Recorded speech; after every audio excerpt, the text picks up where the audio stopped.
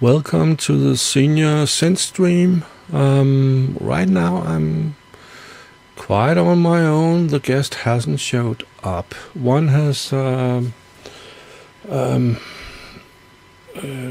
us that he is not available after all. So we should be should have two guests. And I'm waiting for them to join. Let's listen to some birds while I investigate what's happening.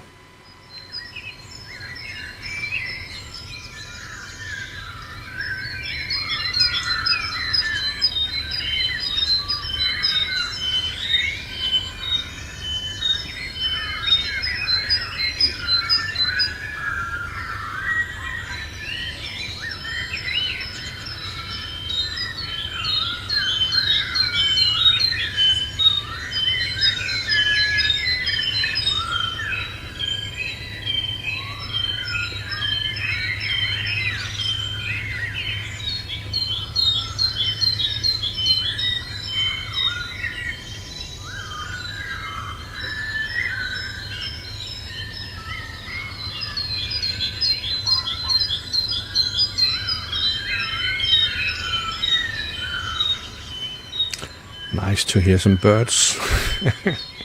Okay, let's welcome the chatters.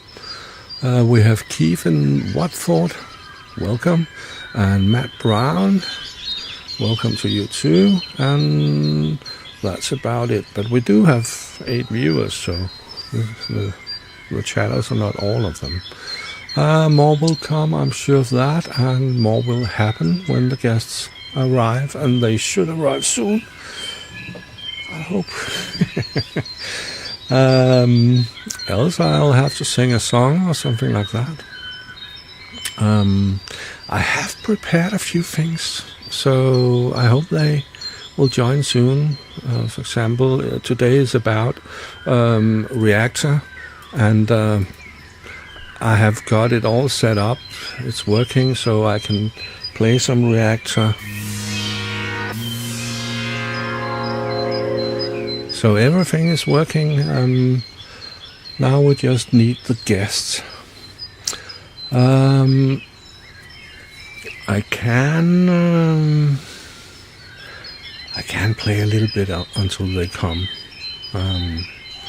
So let's do that. It's not Reactor which is playing. Hi, Arovani. It's good to see you here. And Jason, hi to you. And that's about the new ones in the chat.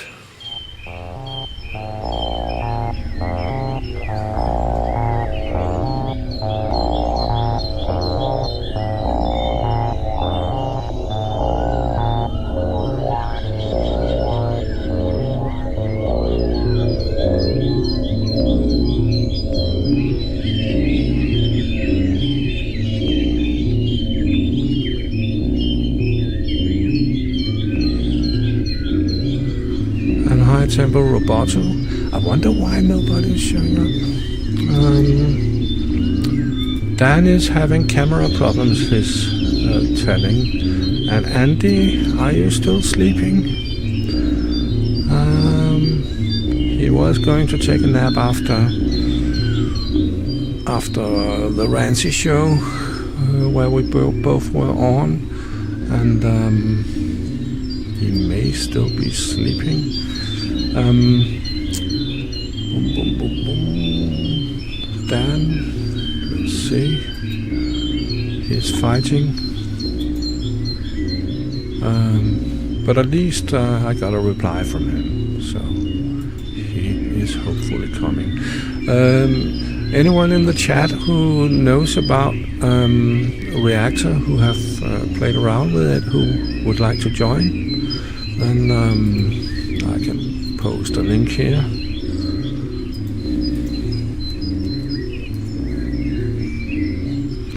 So just follow that link and start your webcam. Boom, boom, boom, boom. Reactor is an old plugin from Native Instruments.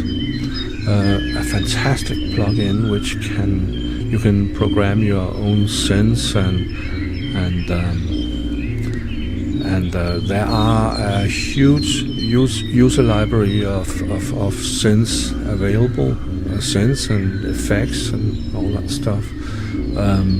It's very, very huge, and most of those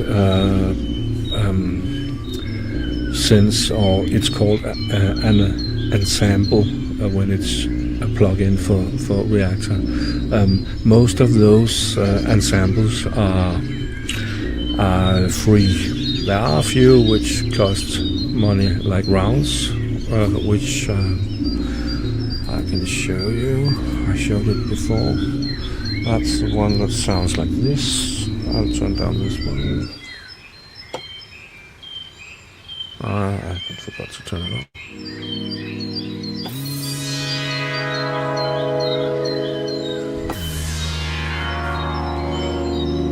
Right now I'm not looking at what I'm playing, I'm just playing some notes.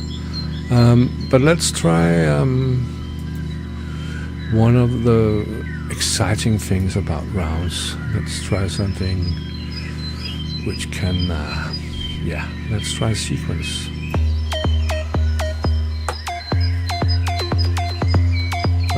That's not the best sequence to try.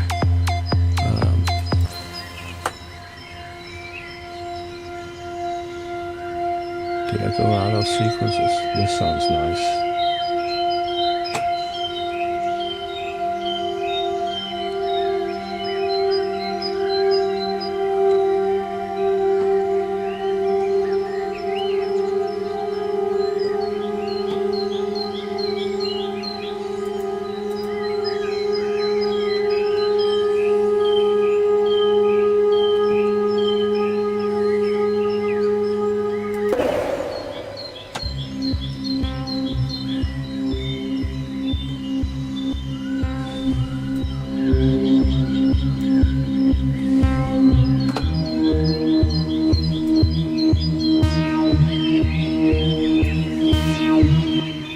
It's made so you I have to keep an eye on StreamYard to see when people arrives.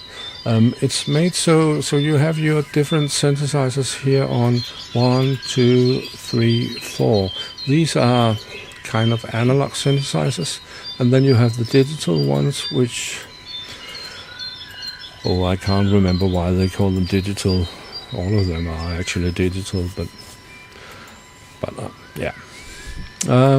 These are more like FM synths, and over here it's the good old what is it called? Subtractive synthesis. So I don't know why they call it digital when it's FM, but they do. Let's see, tempo rubato, if you used it back in the day, then you may be able to give some inputs after all. Because it's also some time since I have used it, and let's see, and Dan, who's coming on when he has solved his problems, hasn't ever used it, but Dan is from Cork. He's behind the wave state and some other synths, so he knows a few of the things that Reactor can do, but he hasn't worked with it. Andy is experienced, but apparently he is still sleeping. He usually don't stay away, so I think he's sleeping, and he was very glad for this topic. So now we only need someone to come on, and meanwhile I'll demo some more of these synths.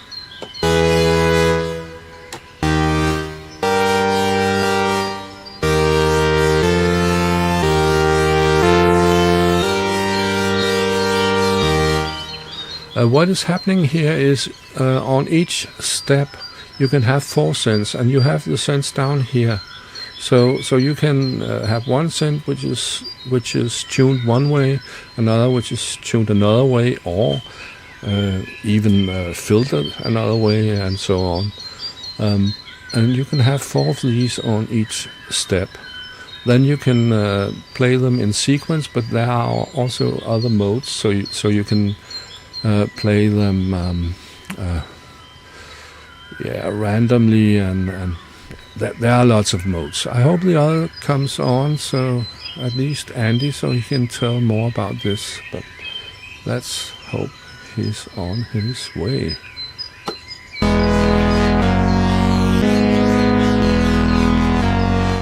So that's why before, when I twisted the cutoff knob, nothing really happened, because that's only for number 1. So look over here when the numbers shift around, then you can see when it hits number 1, and that's the one I'm editing right now.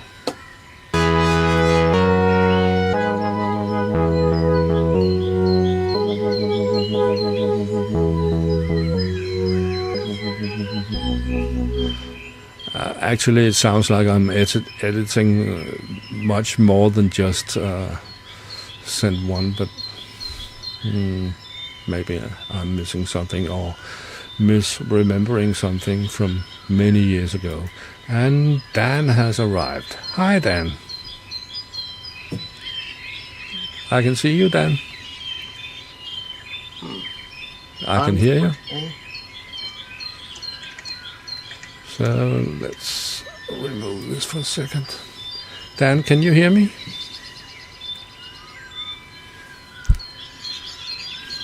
Really sorry, audio isn't working. Audio output isn't working. So, oh, here we go. All right, great. I can hear you. And this is not going to work at all. All right. Okay. I have to go and log out again. For some reason, all of my audio. Yeah, restarting. Yeah, you can't hear me, but starting often works. So let's see any new ones. Steve Albos is in the chat, and boom, boom, boom. And the birds has got to him. Yeah, perhaps I should turn them down. They are beautiful. It's the torso. I just got some samples which I'm allowed to use from Livestream, and they are free to download. You can donate and get a license, and I donated and got a license, so I can use them, and I don't even have to say I use them or that they come from Livestream. But I did, because they are really good. So if you search for field recordings and Livestream, then you will find them. Let's see. Andy, I hope you wake up soon. Hope everything is okay. He usually answers when I write him. Perhaps I should write him every minute or something like that.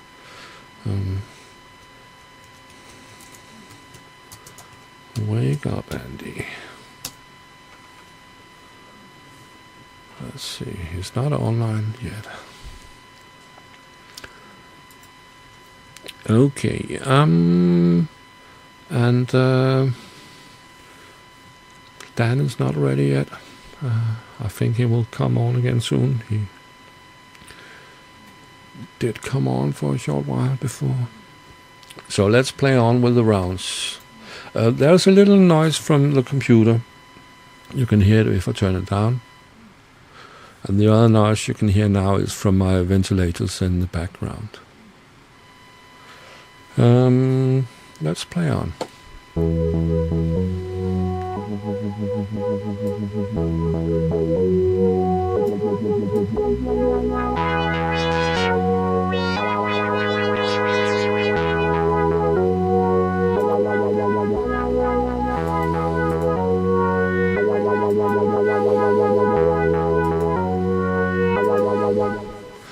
I want to show other plugins later, but right now we just move along.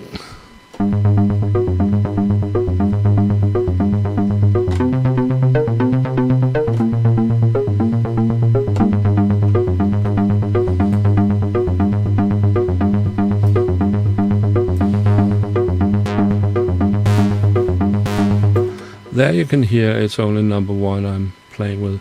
I guess it's because of one of the play modes I told about before, where you usually play one at the time, 1, 2, 3, 4. The numbers here has nothing to do with 1, 2, 3, 4. They have to do with the synthesizer numbers down here. You can call them engines, and the engines here, then they will be blue up there. One thing, what was it? Oh, yeah, there's one special I'm looking for, but I can't remember the name, but as soon as you hear it, you know what I'm thinking of. Let's see, it's maybe under something else.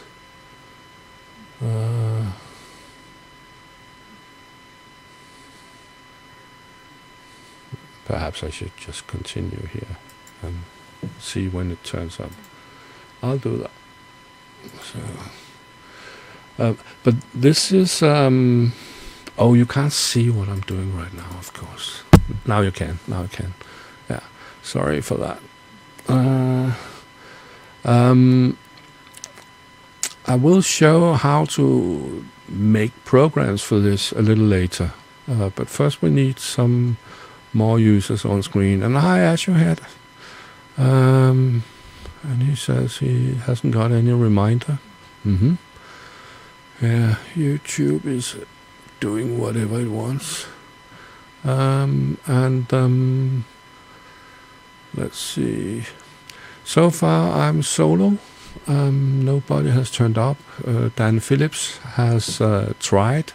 He will try again, I'm sure.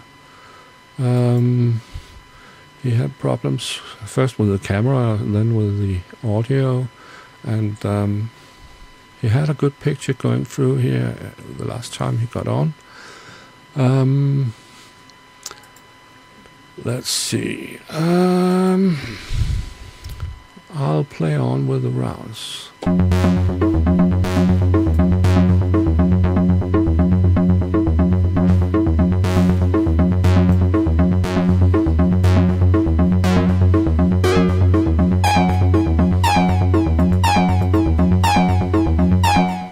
Okay, can you hear me now?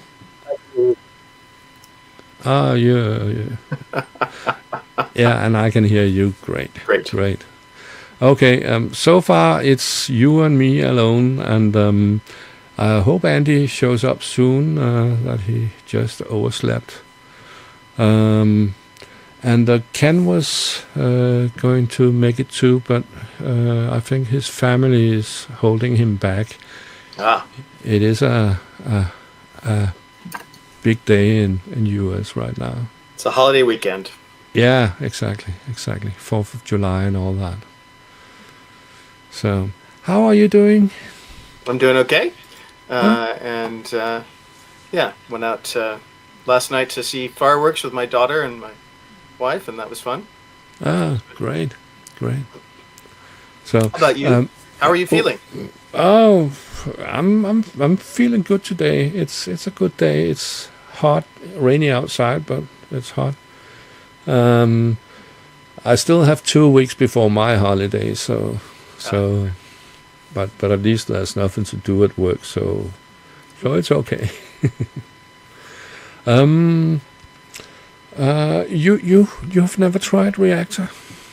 No, I've tried Reactor. I've done various things with it over the years, but just not very much recently.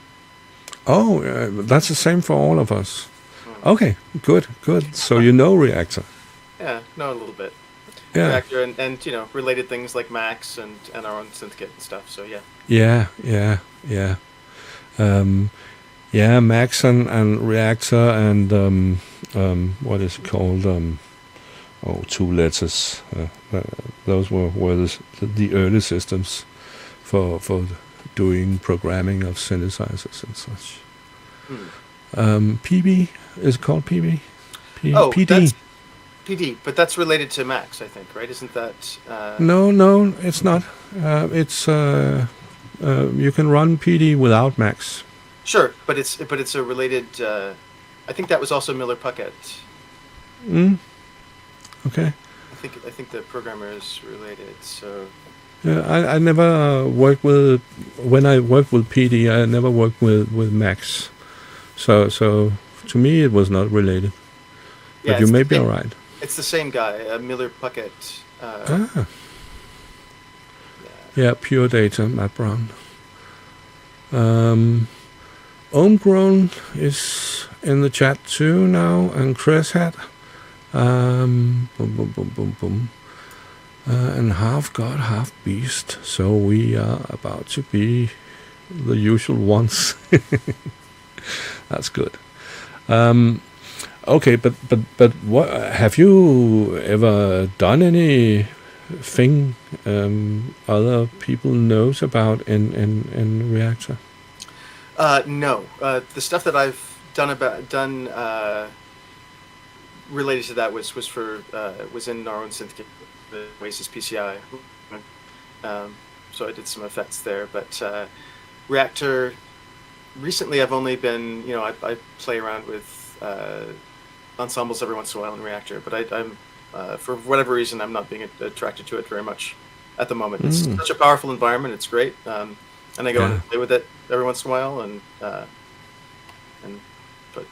yeah, I'm not. I have not made any serious patches in Reactor. I've done relatively serious work in Max long ago, and in our own environment, but. Yeah. I did some ensembles ages ago. I made. This is one of them. Cool. I called it 3D. There you go. Yeah, the Synthesizer. It's a Danish Ø, which is OE. It also caused problems when people downloaded it. It wouldn't work on Mac because of that letter. Oh wow! Impressive. Yeah. Oh well. And then I made this one. Still the same basics, and I found out that the effects means a lot. So I added a lot of effects. You can see them in the bottom: the compressor, the delay, and yeah, that's about it.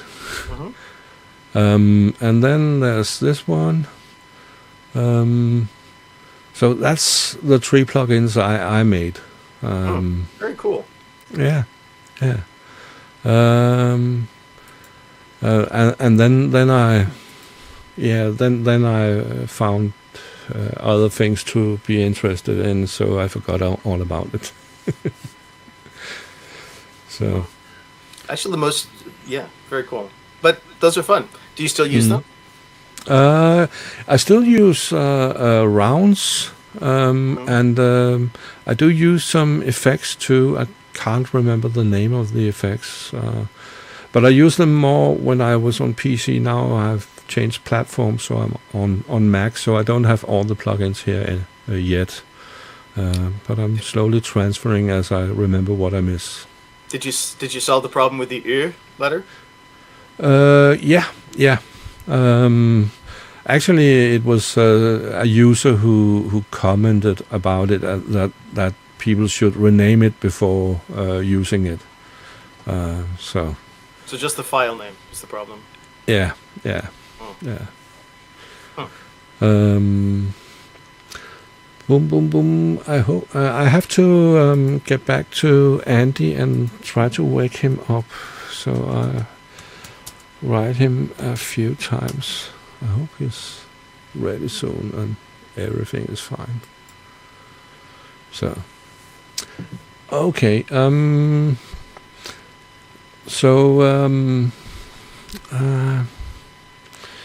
Yeah. Should I continue with some demonstration of rounds? You can ask questions. Sure. Yeah. Okay. We were on this one. I'll change to the next one.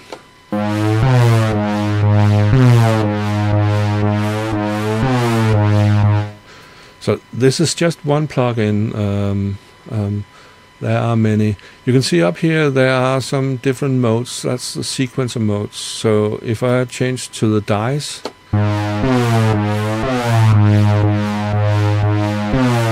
it's a more random thing. If I change to this one, then it should be in sequence. I'm not sure. It's resetting. Let's see.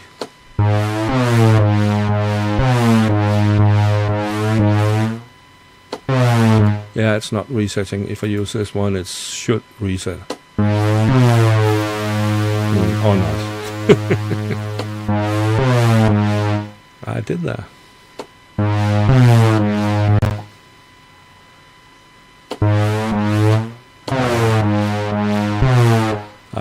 I don't get it. It's a long time since I've used this plugin. So let's see.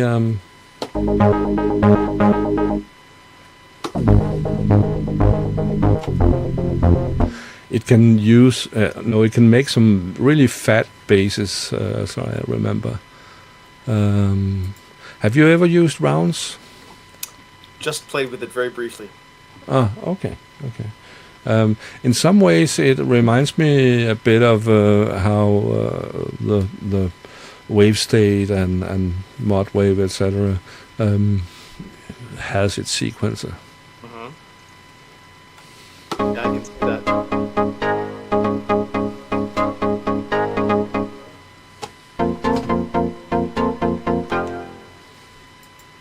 I'm looking for now I changed everything, of course. I'm looking for a specific one.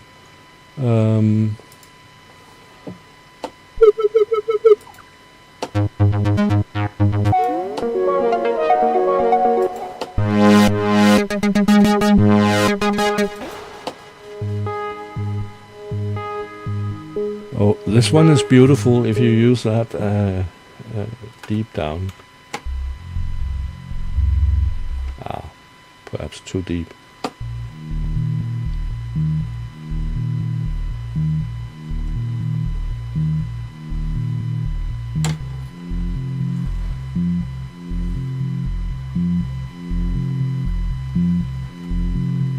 It looks to me like it's looking at this again, and it's it's kind of about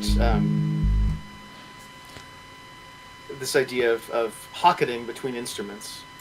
Yeah. We actually just did something. I mean, and you're right. There's some similarities to wave sequencing. Perhaps there's similarities to the layer rotate that we did in the multi-poly. It's something I've always been interested in. I mean, pocketing is a relatively ancient technique for composition, right? To take a melody and split up the melody so that each note is played on a different instrument. Yeah. It can produce lovely things. Yeah, it can. And as I told before you came on, down here where it says analog, there are 8 synth voices, which each stores these parameters, and the same with the digital. Right, and then you have the numbers around the circles at the top, or the which path is being played. Yeah. Yeah, exactly.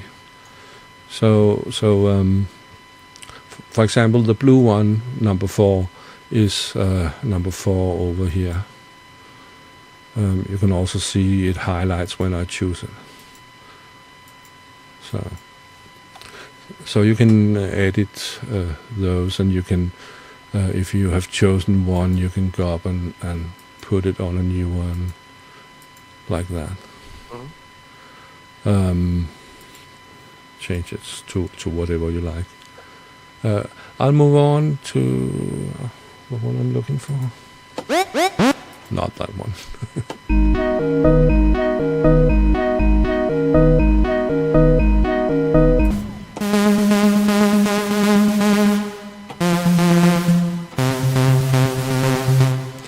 imagine when you heard this 10 years ago, it was fantastic sounds of a VST.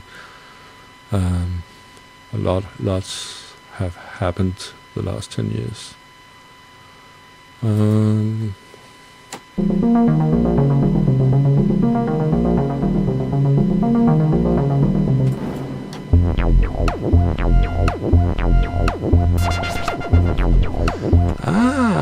Andy is coming. Excellent. Good morning, Andy. Sorry, overslept. I was extra tired. So.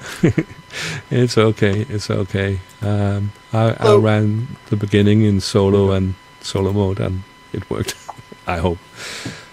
So welcome.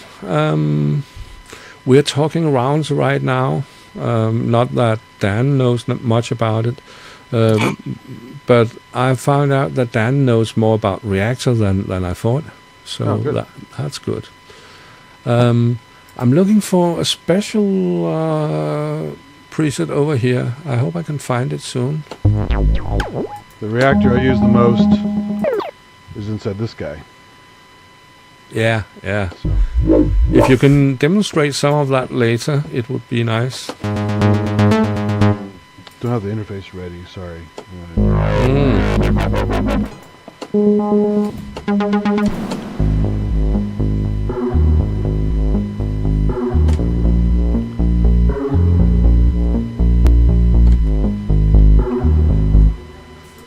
Yeah, it's a good plugin. Sorry, Andy, what? Let's hear about your experiences with Reactor. Your experiences with Reactor. I had to mute it there. Yeah, I knew. Yeah, I mean, I've used the plugins quite a bit, a long time ago, but I haven't used the VST stuff in a while, for other than just tinkering a little bit. But on the Machina Plus, obviously it's a much reduced interface, so you can go in and edit the stuff, and it gives you a whole bunch of presets, ready to go, which are really nice. I mainly use them for like soundscapey stuff because they make these really cool, like flowing, windy noises, drippy noises, spacey noises, stuff like that as backgrounds for certain types of tracks. But again, because the editing on here, the GUI for the VSTs is so elaborate and stuff, and they have to minimize it for these two screens on this Machina Plus. So you're getting words instead of pictures, and you're getting a whole bunch of like arrows left and right for all the different stuff for the pots. And sometimes it's hard to know exactly what you're doing because there are so many parameters going off this way and that way. And again, much reduced compared to the actual original program. So it's a different experience for sure. It's not very visual, and you're missing some of the nuances and some of the cool features in the VST. But the sounds are still there. The engines are great, and I'm so glad they included it on this thing because something like an MPC or a Force doesn't have that, right? It just has like different kinds of synths, and it has self-replicating famous synths or their own little stuff and sample stuff and all that. But Reactor's a whole beast of its own, where it's just very, very different than anything else. And so I'm really happy they have it on here. I know they have, with the MPC stuff, you can get access to some Native Instruments stuff on the computer side, not on the box itself. Which is cool, but it's just not the same because I love the standalone nature of this guy, and I love the fact that I have proper Reactor in the box. It's very nice.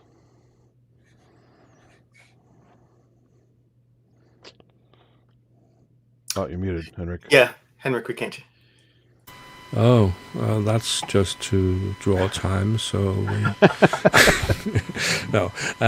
So yeah, I could say more about it, but without an actual demo, it doesn't make as much sense. But no. It's very, very. You have one now, so you probably play with it some. You can see it's a much reduced set. Actually, I've been waiting for us to do a stream where you learn me how to use it. So I haven't used it. Okay, we'll do that sometime. Yeah. I did show before some synths I've made ages ago. I just browsed quickly through them because I wanted you to be in the discussion too. Thank you. Sorry about So I made this synthesizer, and I told that people on Mac had problems with the Danish letter Ø. So they had to rename the file before they could use it. Which is weird because Apple stuff is very good with multilingual stuff. Yeah, apparently Double byte characters and all kinds of stuff. So Yeah. all the Yeah. Japanese users out there and all that. So those 3 synthesizer plugins, I did those 3. I did borrow the effects from someone else and made some design for it on my synthesizer plugins, or what I should call them. So that's those 3. So How long did that take you to make those? sorry. How long did it take you to make those? I think a week, 14 days each. Okay. And then there was a lot of correction on it and stuff like that. By the way, that wine's your AC, right? What? That wine in the background, that's your AC or something? Is that? That's the computer. It's because Okay. I'm taking the audio out from the headphones on the Mac to the mixer, an external mixer to get the sound from rounds. Okay. or Oh, the reactors. whoosh I hear now is your AC. That's the whoosh. So. Yeah. Just but checking. I'll make sure I I haven't also heard something wrong. So. I also has this one, but you have heard it. Oh, nice. Yeah. Yeah. Nothing wrong with fake birds. They're not fake birds. Oh, they're not? They are, no. Process? It's a real field recording. I've sped it down an octave, half speed, and raised the pitch 5 or something like that. Yeah, cool. It's in the torso, Nice. so I could let's see, put it down to normal pitch and normal speed. So that's normal speed, normal pitch. And it's a sound library from Luftrum, which I have downloaded. It's free. If you donate, then you get a license to use it however you will. Oh, cool. So I like using on the modular stuff. I do like I run birds through a frequency shifter and stuff like that. Get some weird ass results. So yeah. So, bum. Andy, what would you like to talk about Reactor? Well, there's so much of it. I've on the Machino Plus, I've barely scratched what it could do because it is kind of a subset of the master VST stuff, which is really deep. Because you can make so much with it instead of just using canned everything. But I definitely need to dive in deeper. I mean, I have the whole NI suite, and I've only used maybe 40% of it, because I finally bought the super bundle, which gave you everything.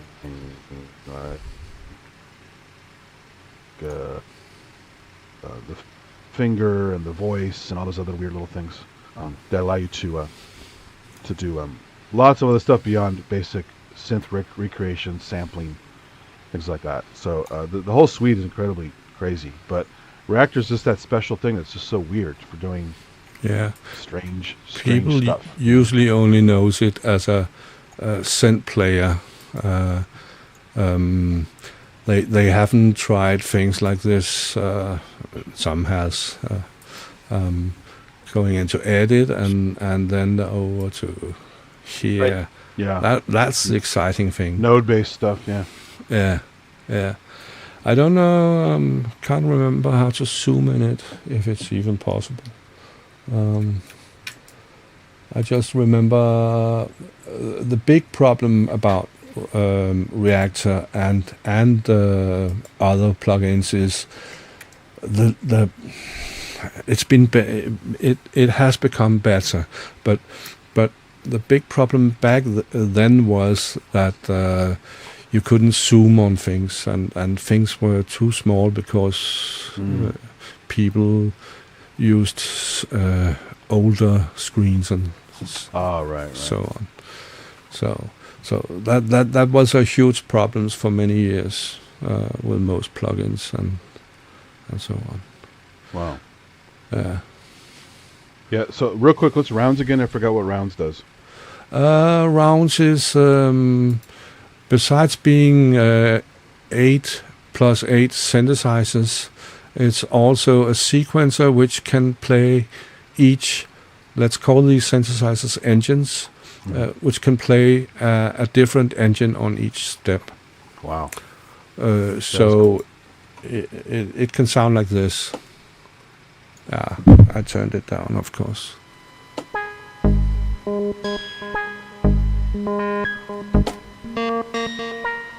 Let's find something That is more cool. interesting. Right to that one. Oh yeah, that's good.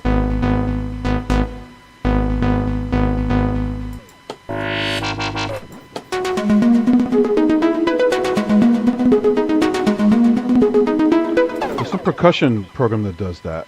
Which is percussion stuff. Yeah, that's cool.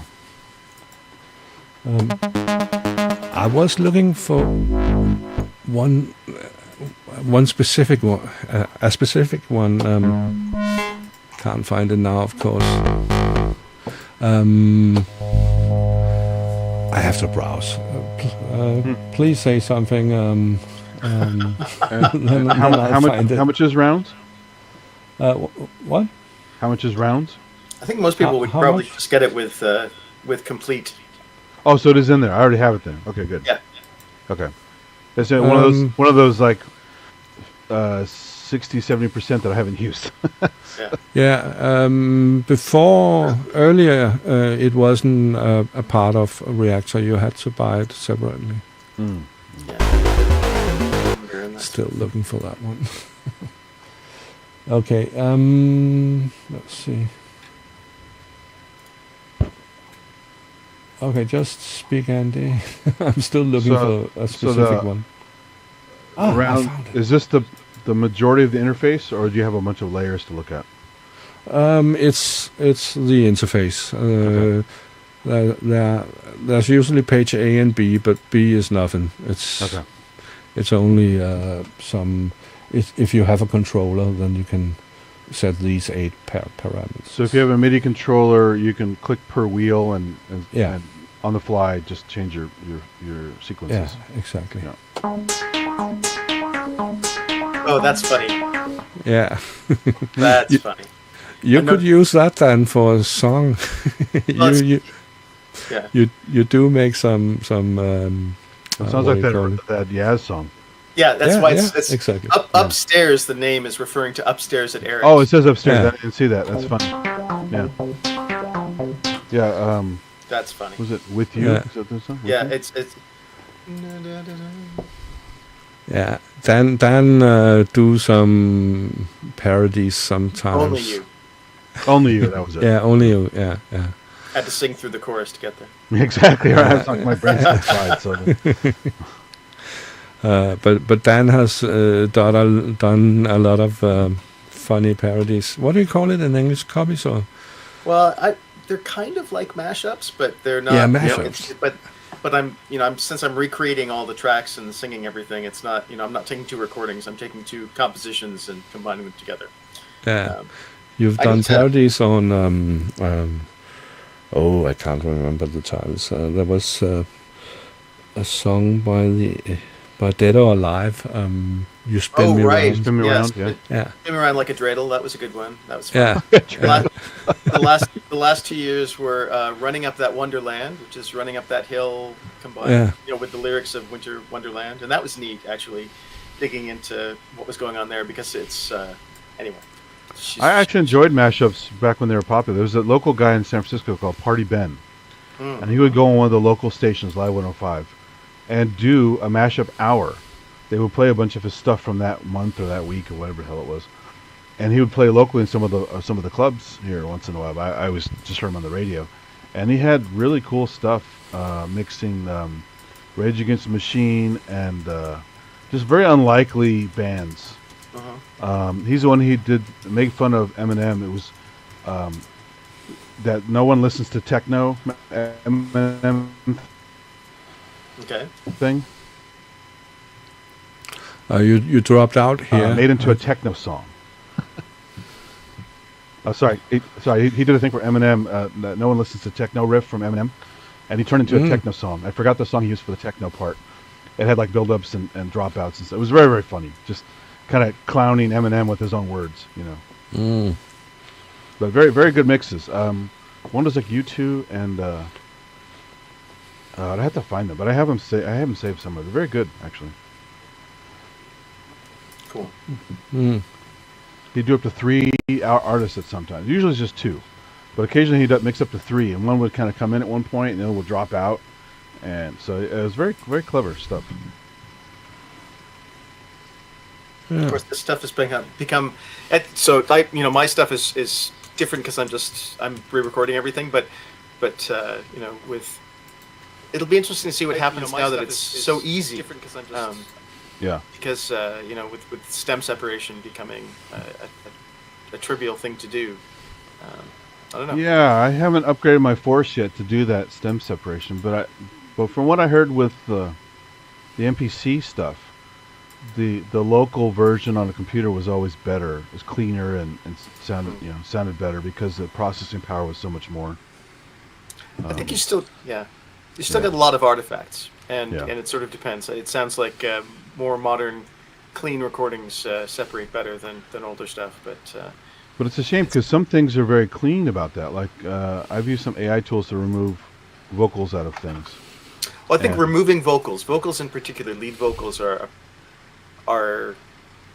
you can do that. Removing lead vocals, right? You can do just a phase inversion often.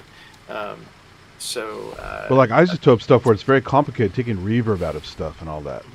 That's crazy, and that still blows me away. Or all the stuff with Melodyne, where you can just turn audio into MIDI, basically. Where you can tweak it on the keyboard live, and it's just totally nuts. Melodyne is just a, lack of a better term, a mind fuck. It's crazy. Melodyne is beautiful. I love it.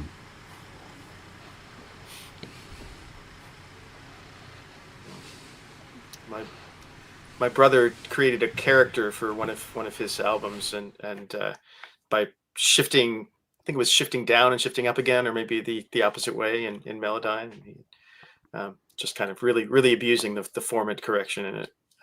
Oh yeah. Well, of course, you wouldn't have those Auto-Tune the News guys without Melodyne. They're not using Auto-Tune; they're using Melodyne. So, Hendrik, did I see that someone else is here too?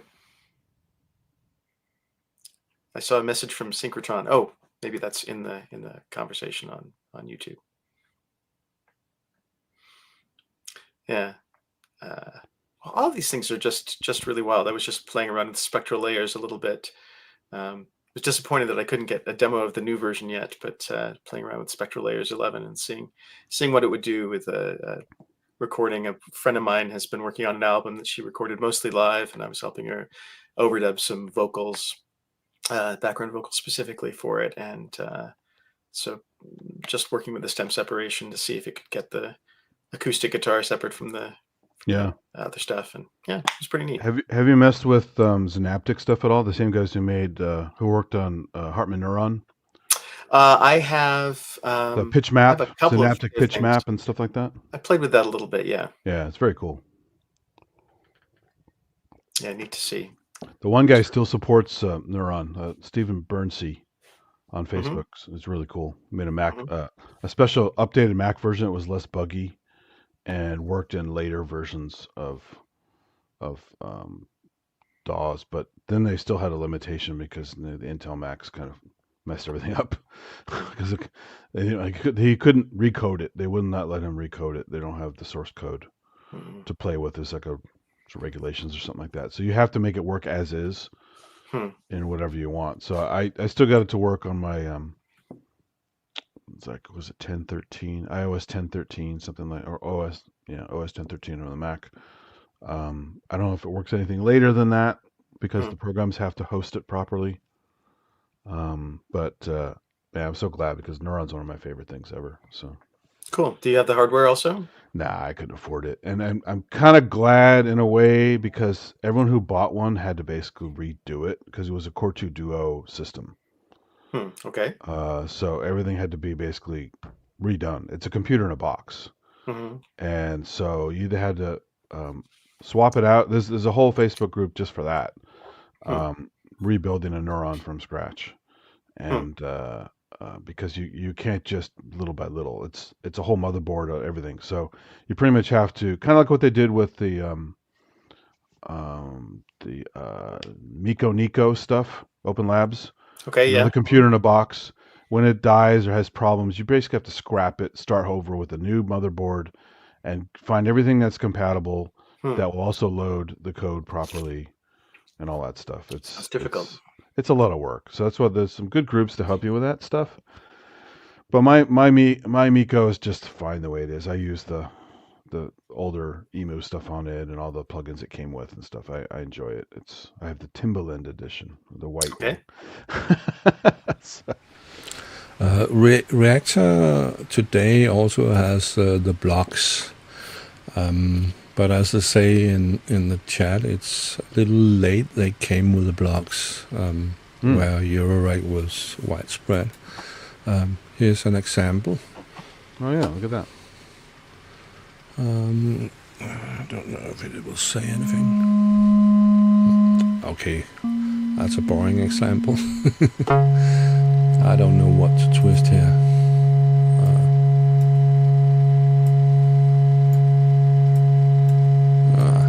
I don't know what is happening.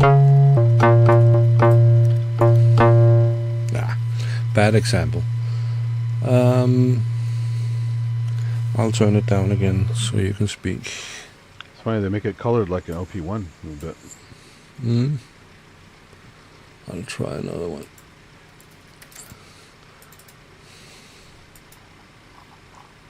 Or you haven't seen blocks.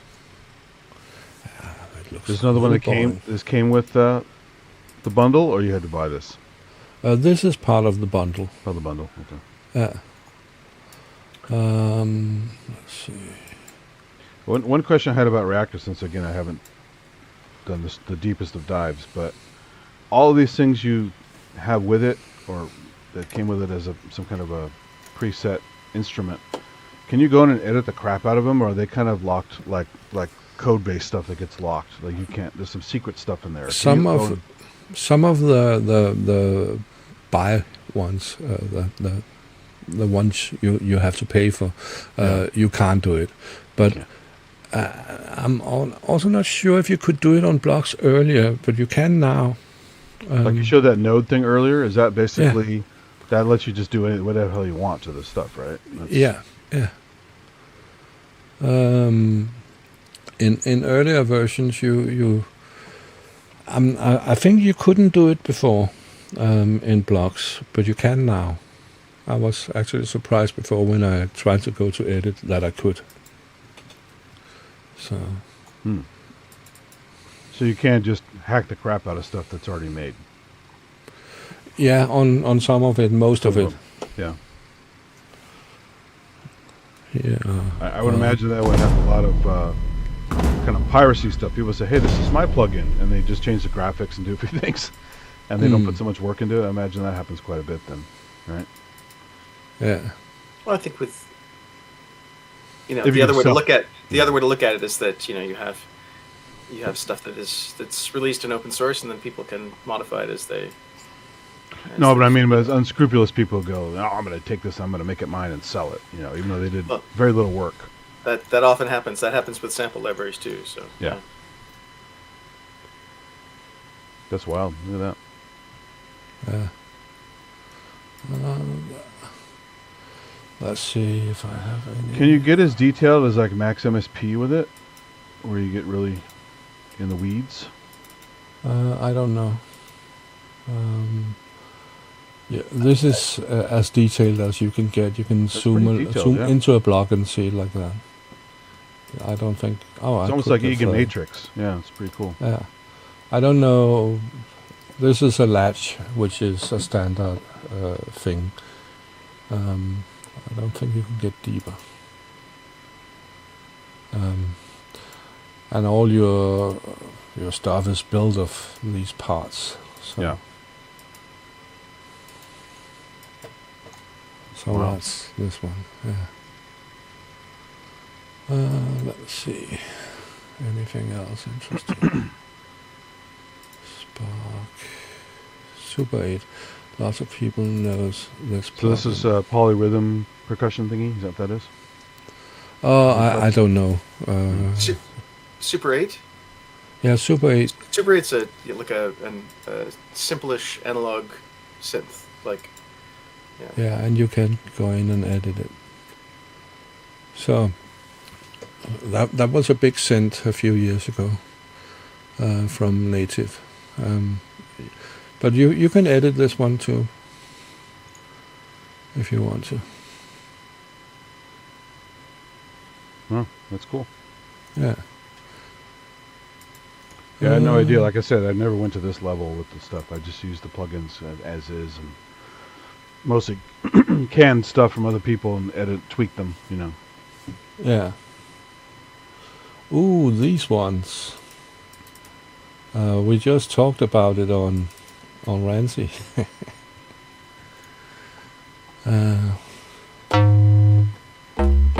Oh, I should find 303. This one. Come on.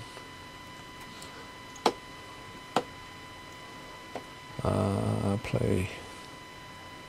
If I is it here? I can't remember how I played. There.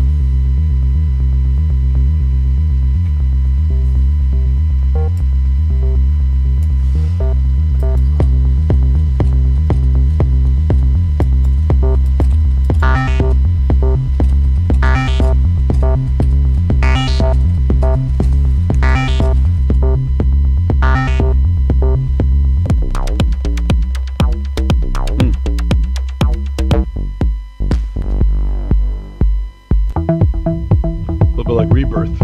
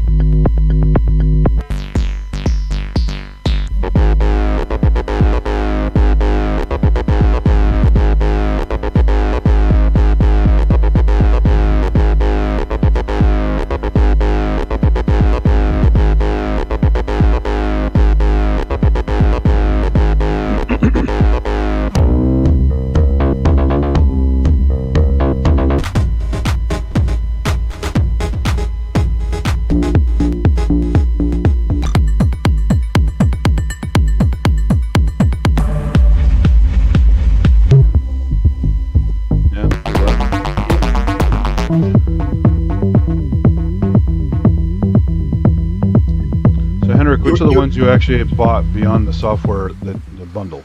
This one and rounds. Round, okay. Because you bought it when they didn't come with it. Right, okay. Yeah. There are some others I also bought, which are Polyplex. Is that one? No, it's not Polyplex. I can't remember the name of it. I have to find it on my PC. But a Prism maybe I bought one too. Let's see. You were asking, by the way, how deep you could get, and I'm just digging into just TRK01 here, and you can get all the way down to looking at the oscillators and how they deal with BLEP pulses and that sort of thing. So Wow, it's really it's all the way down as far as I can tell. that's cool. Yeah.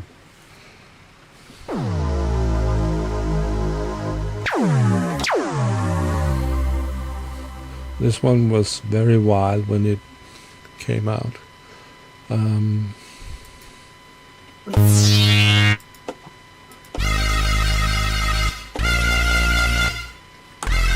There's a toggle between the harmonics and the basic oscilloscope view.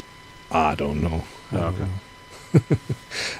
I can't remember much about these. It's a billion years ago since I used it. So Yeah, there was a time when I had NI stuff free, and I did go through a whole bunch of stuff, not knowing what the hell I was doing. So I probably used a bunch of this stuff at one point as well. But yeah.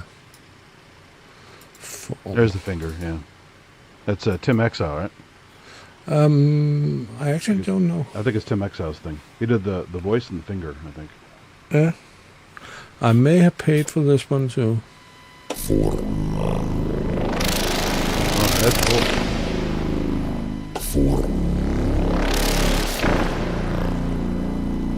That's getting in the territory of that Wolfgang Palm app that you can't get anymore. It's really cool.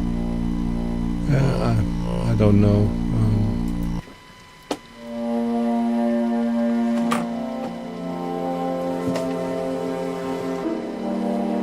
I like that one a lot. That's good.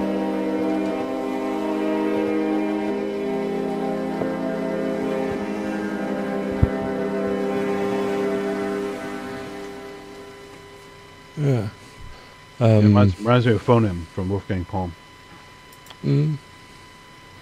I haven't worked with these for ages. I can't remember what they do. But they were good.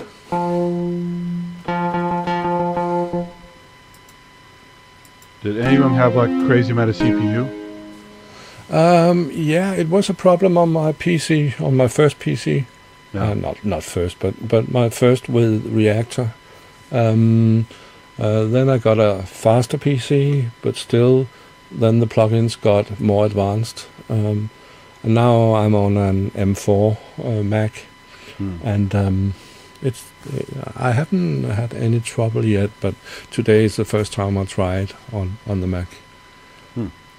So, but it seems to work. But I do have some more plugins which is not installed here. I have to find them for another time. Some great effects where you can do stuff like a bit like in the torso, but not that advanced because it's almost 10 years old. Yeah, older. Yeah. Yeah. So. So sorry, Dan, I missed most of what you said earlier on. But what was your main thing with Reactor? What's your favorite thing about it? What do you do with it mostly? Well, as I was telling Henrik when he asked me about this show, I said I'm not working very much with Reactor. As far as I know, the predecessor to Reactor was inspired by something that my group did, which also I can't take any responsibility for other than having written the manual Synth Kit way back in 1990. Steve O'Connell, the guy who ended up founding Bitheads. Bitheads. I used to use Bithead stuff. Yeah, there's Scotts Valley. Yeah.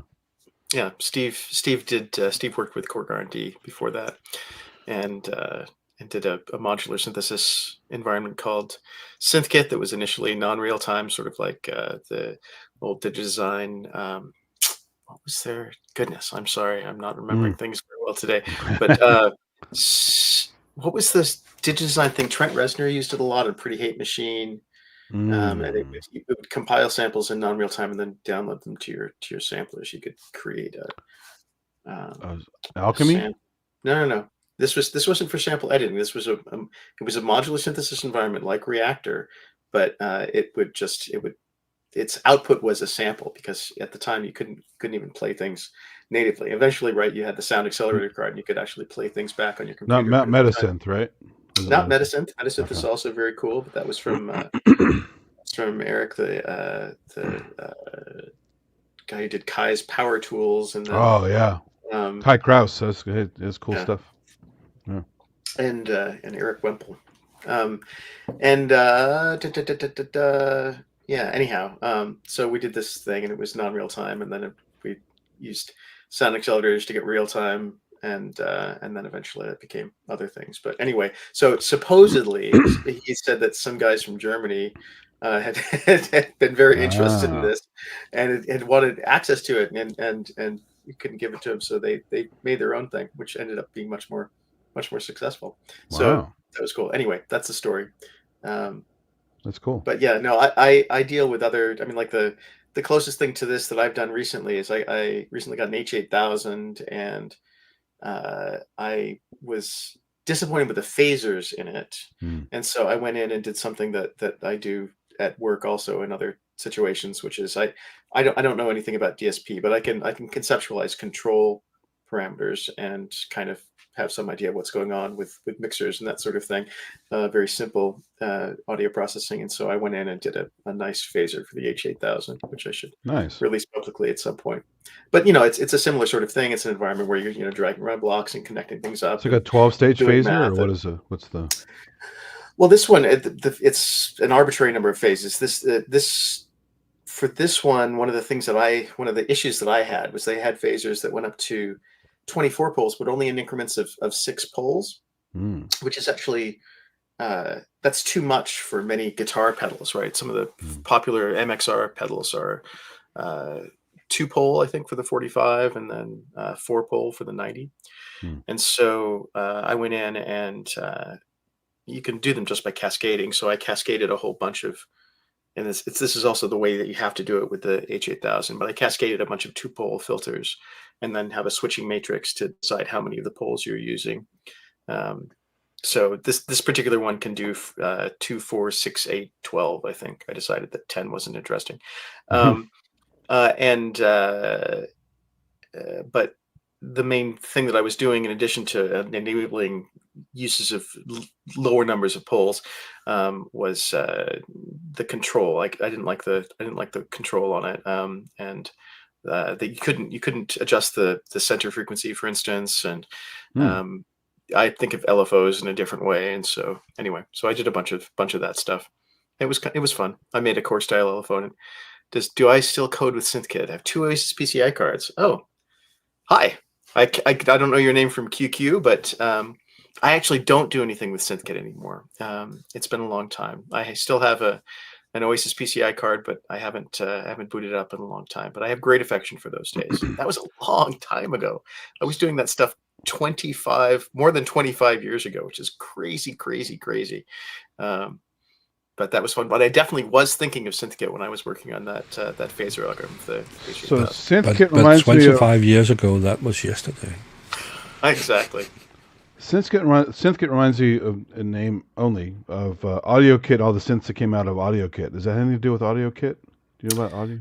No, not related. SynthKit was just that was our internal development tool. We ended up making it kind of semi-public for the Oasis PCI, but. Yeah, it's a similar idea to Reactor, in that you have blocks and you connect them, and Reactor has grown more towards low-level stuff. Recently, SynthKit was certainly always intended that way. SynthKit was a real-time compiler. I actually don't know. I don't know how Reactor works now. I would assume that it's doing compilation, but it might be just interpreted. I have no idea. I don't think it's doing compilation yet, and I don't think it will. As I remember it, yeah. As you see here, let's put it on again. If I go in here in the editor, and let's see, what shall I pick? I should pick something which we Perhaps I should find a simpler thing to edit. Well, just double click on stuff and go in. But yeah, the question is, if it does it. Probably the question is, does it respond instantly? But yeah, I don't know. It's. I'm sure I can just change a thing here, like change this to. For example, if I go back here and just mute a section like this one, mute, and go back out of the editor. I don't need to compile it; it's already here. So I just don't know what I muted here, but something is not working or not responding, and that's this one. Reactor Core definitely does compilation, and it's an optimizing compiler, so similar to. Yeah, this one is muted, so it doesn't compile. It doesn't need to compile. It's all live, basically. Yeah, it's live. So if I unmute it now. Using a runtime optimizing compiler. Yeah. So Reactor Core is definitely a runtime optimizing compiler. Ooh, I can't remember the core. Is the core the when I go down to the last component or the basic, the bottom one? Is this a part of the core? I think it is. Or do I misunderstand? Building in core. This is a program, and this is part of the core, one of the components in the core. Isn't it? Oops. Isn't it correctly understood? You don't know? I believe you're now looking at core, but I'm not entirely sure. I think that's building in primary is the primary level with blocks, and building in core is the low level. Yeah. Yeah. So the low level stuff is you can do custom DSP. The stuff that I was looking at for where you're controlling the blep pulse of the oscillator. Yeah, you can't go down here and do logic and all that. You can only do it outside the component. So you can't do the core yourself. That's only Native Instruments who have. No. I'm talking about Reactor 6. There's a whole manual, building in core. Okay. And so that stuff is very low level, and it's everything that I would expect to see. Did stuff like C-Sound and Super Collider exist before Reactor? Is that really, really old stuff? Yes, C-Sound certainly. And Super Collider, I believe he was working on that quite early. I think the history of that goes. Can they do similar output though? I haven't seen them for a long time. I don't remember too much about them. Well, I mean, C-Sound is C, so it can do anything. But I mean, that's a programming a set of libraries for C to do audio, I believe. I would have to. I'm sure that someone could correct me on that. But yeah, I'm curious about how long is Super Collider is 1996. Oh, okay. It was when James McCartney first released it. Dan, I'm still sure of what I said, that you can't go down and edit the basic components. When they talk core, they talk about doing it over here and not working with the blocks and edit and connecting blocks. They're talking about this part, which is the core. That's how I understand it.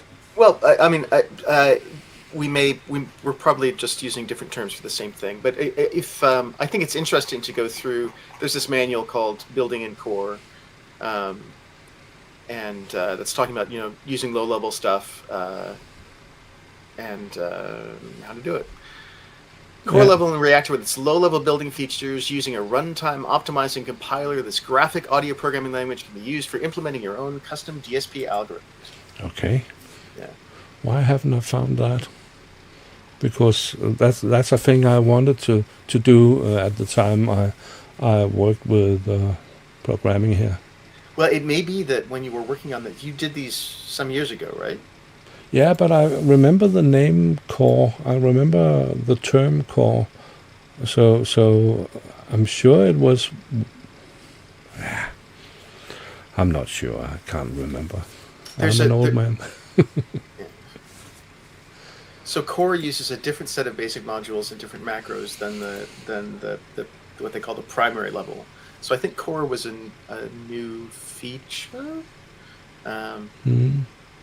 So anyhow, as I say, I really don't know very much about it. So I No, me shouldn't try to speak neither on their anymore. I'm thinking of someone who it might have been interesting to get on, who you might want to talk to at some point. But I'll send you that information later. Nobody in the chat is talking about it, so either they don't know either, or yeah. Well, as I say, I want to really stress to anyone who's listening, I am not an expert in Reactor, so please don't take me as such.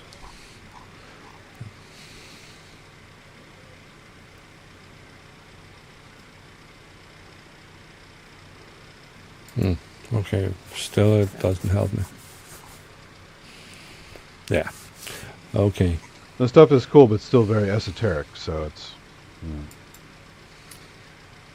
Well, and the really neat thing is that it gives you these very low-level tools to implement algorithms in. And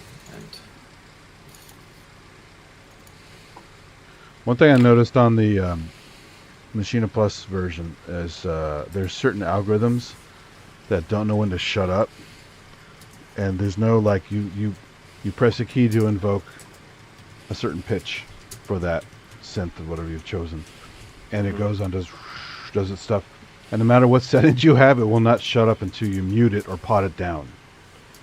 It becomes this endless generator, which sometimes it works very well as a cool background thing, and occasionally you want it to shut the hell up, and it won't. So the behavior is very strange for some of these things.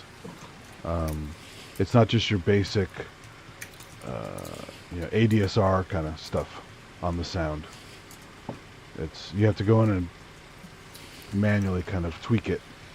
I found that in a lot of the presets that come with Reactor, especially the soundscapey ones.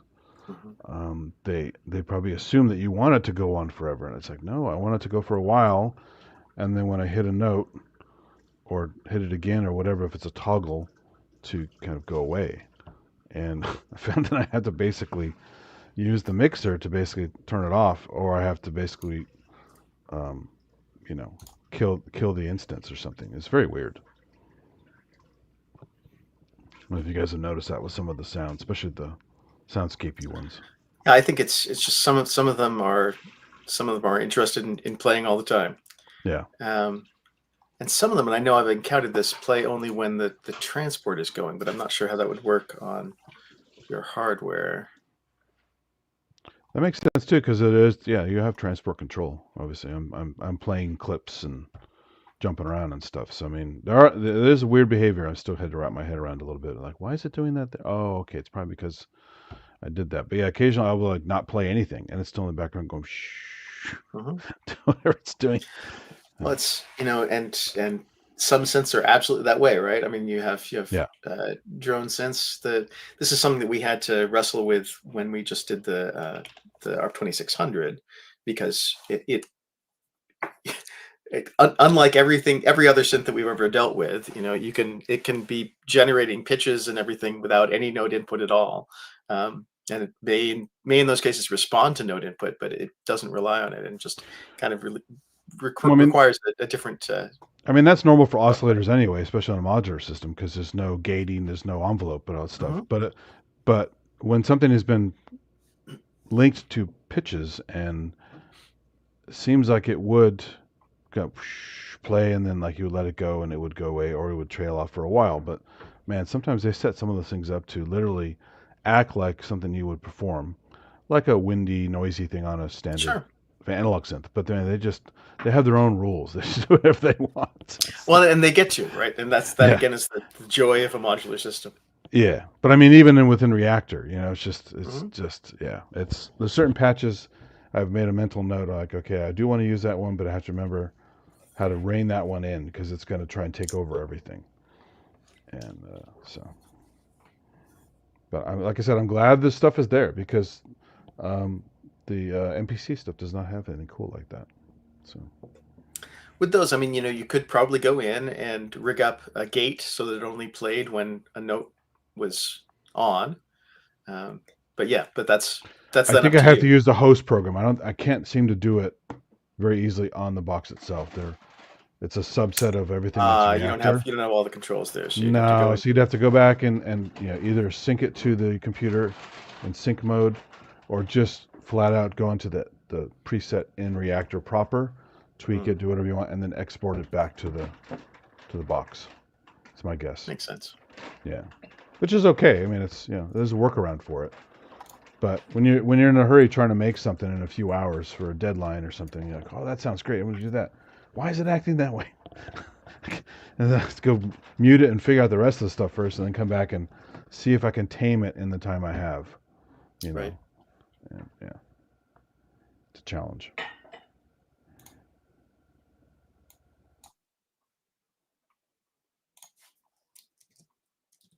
But I'm certainly not complaining. I'm just frustrated at times.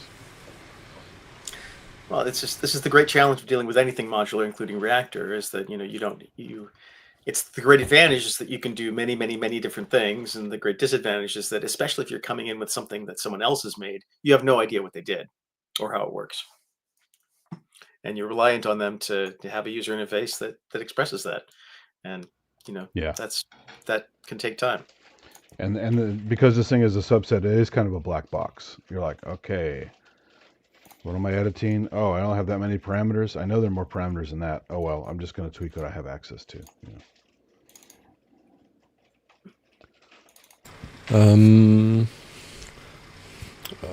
Besides Reactor, we did have a question for Dan. Can you remember the question? It was about a synthesizer from Cork.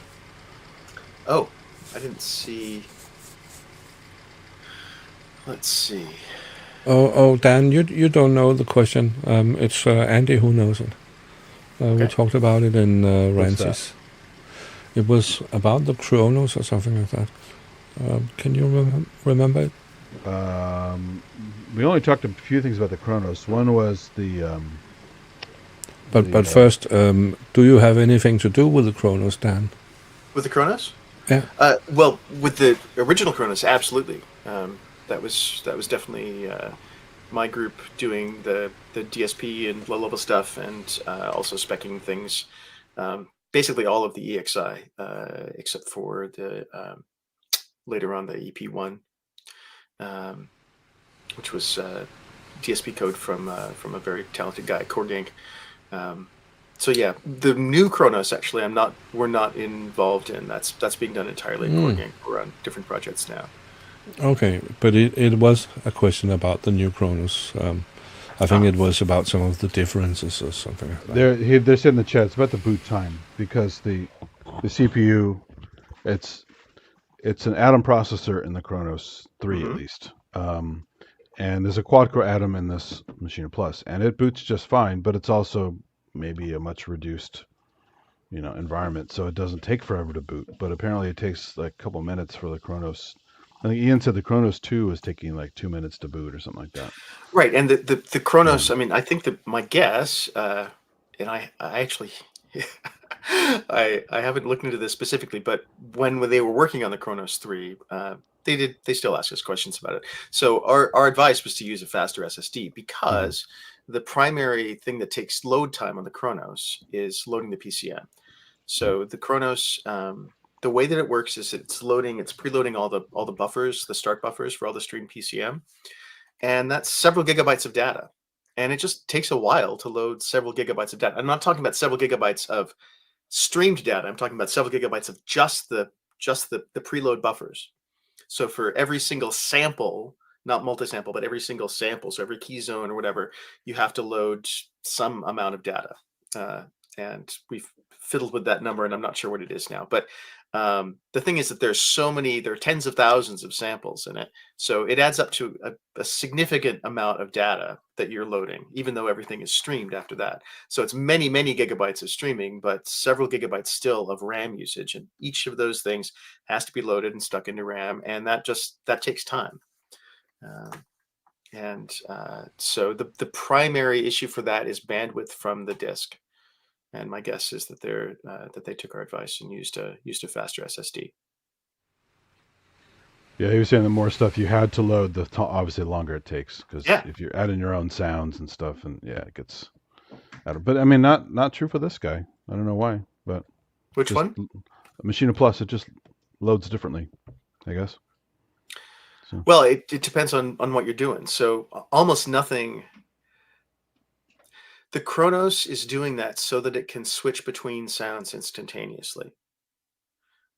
And that's something that the Native Instruments stuff in general isn't worried about because they're on computers with very high bandwidth. And so when you load, but the result is that when you load a large library in Contact, it takes a little while to load, from a little while to a long while, really depending. But if things are kind of reasonably sized, then you probably don't notice the load time at all because it just goes and it's there. So with Kronos, the important thing, the main goal was to be able to switch between sounds without any delay at all, right? And so we did various things about that. You mean on the Kronos? Yeah, the question about, oh, hey, Ken Flux is here. Are you going to come on, Ken? Is Ken going to join us, Henry? Yeah, I don't know, but I hope okay. So.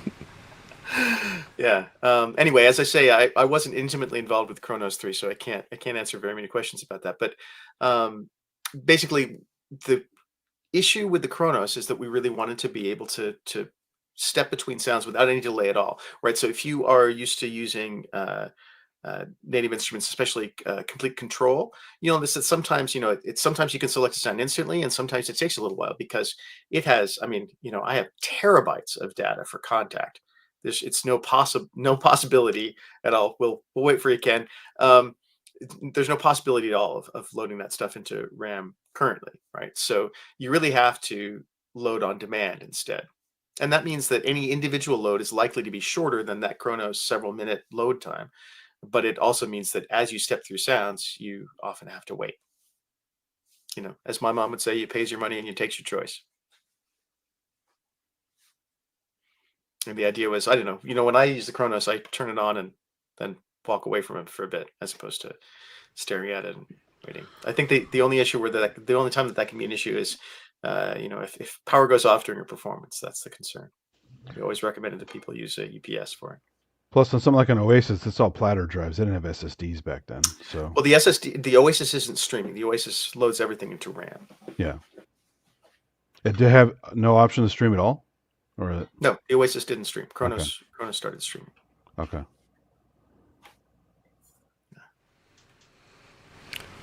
Boom, boom. Now, when we talk about the MPC and then Machine Plus, Andy, how limited is the Machine Plus with Reactor? Well, they don't give you the full GUI, obviously, because the GUI has, all the, like you just showed there, all the diagrams of all the, virtual patch cables going everywhere and stuff. No, you get basically representations of something, and occasionally, it depends who made the instrument at hand, how it shows up as on the quick knobs, The names sometimes are very cryptic and sometimes they're very obvious. And so I think that's just down to the individual person who designed each thing. Now in the GUI, you're presented with obviously much more information because it's all the fancy graphic layers and stuff. And this doesn't have that capability because it would just take up too much space. It doesn't make sense to make the full GUI environment on two small screens. Even if you wanted to go through like 20 pages, nobody wants to do that. So No. I totally get why they didn't do that. So not all parameters are No. included when you load it there. No. So then I wonder who decides.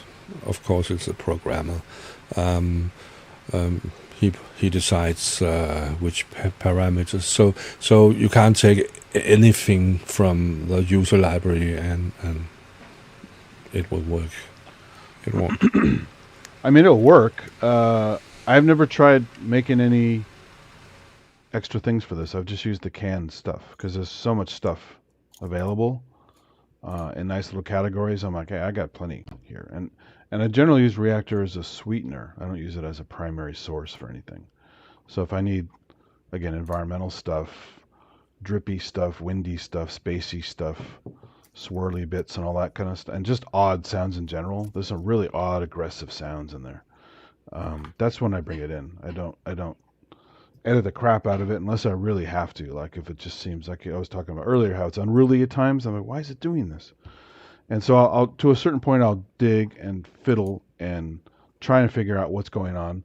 If I can't get the app section itself to do what I want, I'll use the surrounding stuff in the Machine Plus to kind of corral it, and with the mixer and with because you have you can record automation, parameter automation, and do it that way. So I can actually use the Machine tools to corral the thing that's not behaving the way I like.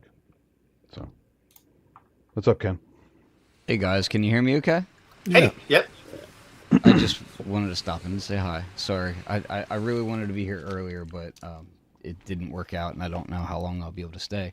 But I will say I am a massive fan of Reactor and used it for many years. I don't use it as much these days because to be frank, I'm doing too much with hardware. But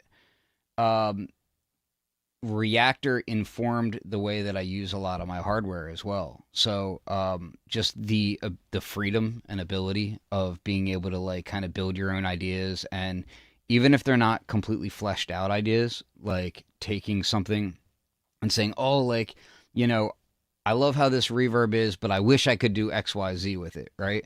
And then that's where, to me, Reactor is like perfect, because it's like, oh, okay, well, like I can take a reverb, I can take somebody else's reverb, and I can kind of break it apart, see the insides of it, and be like, oh, well, like pre-delay, I'd rather that have like a cool slew or something going on with it, and like maybe I want to modulate this or that, and maybe I want the feedback to have something different going into it. Like maybe I want the feedback to have some kind of saturation or like a roll off in a different kind of way, or play with that kind of stuff. And to me, that's where Reactor is like really, really fun, and you can do some beautiful things with it. I know that there was talk of having Tim come on, Tim Exile, and I've seen him just do some insanely beautiful things using Reactor and building out things. I was fortunate enough to be part of like the beta teams and even alpha teams with Native Instruments Machina, and also with Reactor many years ago. And the bulk of their products at the time all came out of first Generator and then Reactor. Right. So it's such a powerful platform that's what they were building their whole ecosystem around. And seeing like very early versions of Machine, through Reactor, and a bunch of their synthesizers, and even it even gave me a better understanding of like different filter DSPs and things, like when zero feedback delay filters were first becoming kind of a thing. Like boom, it was like right there in Reactor pretty darn quick. And so I was reading white papers on that stuff, trying, and keep in mind, I'm not a DSP guy, I'm not an engineer by any means, I'm not a coding developer, but if you learn a bit of this stuff, the way that it's done in building blocks, it's like Legos. It's like you might not be an architect, but if you play with enough Legos, you'll understand things like, oh, okay, well, like I can build a bridge in this way, that sort of thing. And Reactor is that same way, but for music technology. It's like it can teach you some fundamentals that will give you enough understanding to be able to read into it more and learn more and more. And for that, like, I'll always be grateful to what Reactor is, you know? Really well put. Yeah. Yeah. By the way, I did invite Tim Exile, but I tried three ways to contact him, but never heard back. He's a busy guy, and I know he's got a lot going on at the moment. So, but yeah, I wish him the best. He's a really great guy, and I'm bummed that his Endless thing folded. That was a great tool. I loved yeah. Endless. Yeah. The other thing I would say about Reactor that's super useful is so I use a lot of Eurorack modular stuff, and there is a module called the ER301, and it functions very similar to how Reactor does. If you just look at the panel, you'd be like, oh, I don't know if I would like that UI, but the way the UI is done is actually really, really intuitive. They're a little bit unobtainium now because he stopped manufacturing them, but the bottom line is that essentially you can do the same thing with this module, which is like these little tiny building blocks that you can then create a larger instrument with, and then, you know, basically create your own UI for the front of it, and, you know, kind of create things that way. So a lot of ideas that I have from Reactor, I would then recreate in that so that I could also still play with it in hardware form and that sort of thing. I never really got into Max MSP. It's something that I kind of want to get deeper into. That's another one of those somewhat similar platforms in that range that like nowadays there's a few different platforms that you can use like that, and they're all kind of like stepping stones to other ways. And you guys were talking about compiling and whatnot, and it makes me think about, like, you know, just like Juice and things like that. Like, there are ways to get from software to hardware now with this stuff that's not completely impossible. And if you're doing, like, you know, if you're into like vibe coding or whatever, where you can actually kind of take some of this stuff and then throw it into an AI model, and say, hey, help me code this, you know, because if you're not a developer like that, you can actually go from, like, you know, kind of the fundamentals to of these like building blocks and these other things, and then end up creating your own VST, your own hardware in that way. And there's like all these little stepping stones along the way that have made it easier for us to get to that point.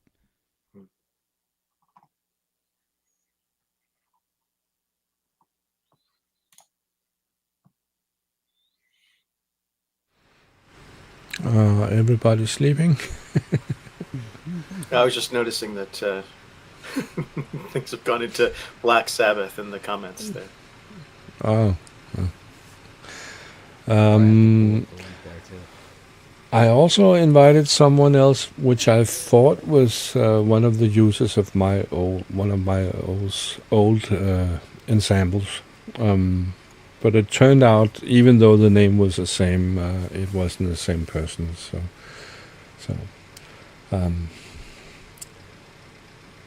Yeah. So Henrik, are you still developing Reactor, or that was stuff from a while back? No. I haven't touched it for years.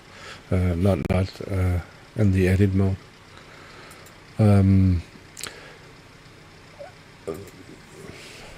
Now I touch all this, so I didn't have any Eurorack at the time, so it takes a lot of time. Henrik, I missed it earlier. What were some of the modules that you had created in Reactor ensembles, I should say?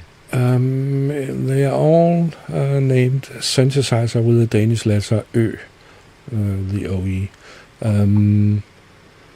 I can show you. Yeah, can you picture. show me? Because I'm curious if I've used these. Oh, nice. And this one. I don't think I've used these. You should try them. Yeah, one of them is not finished. I can't remember which one. I think it's this one, which is not finished. So it's acting a little strange, but the others are working perfectly.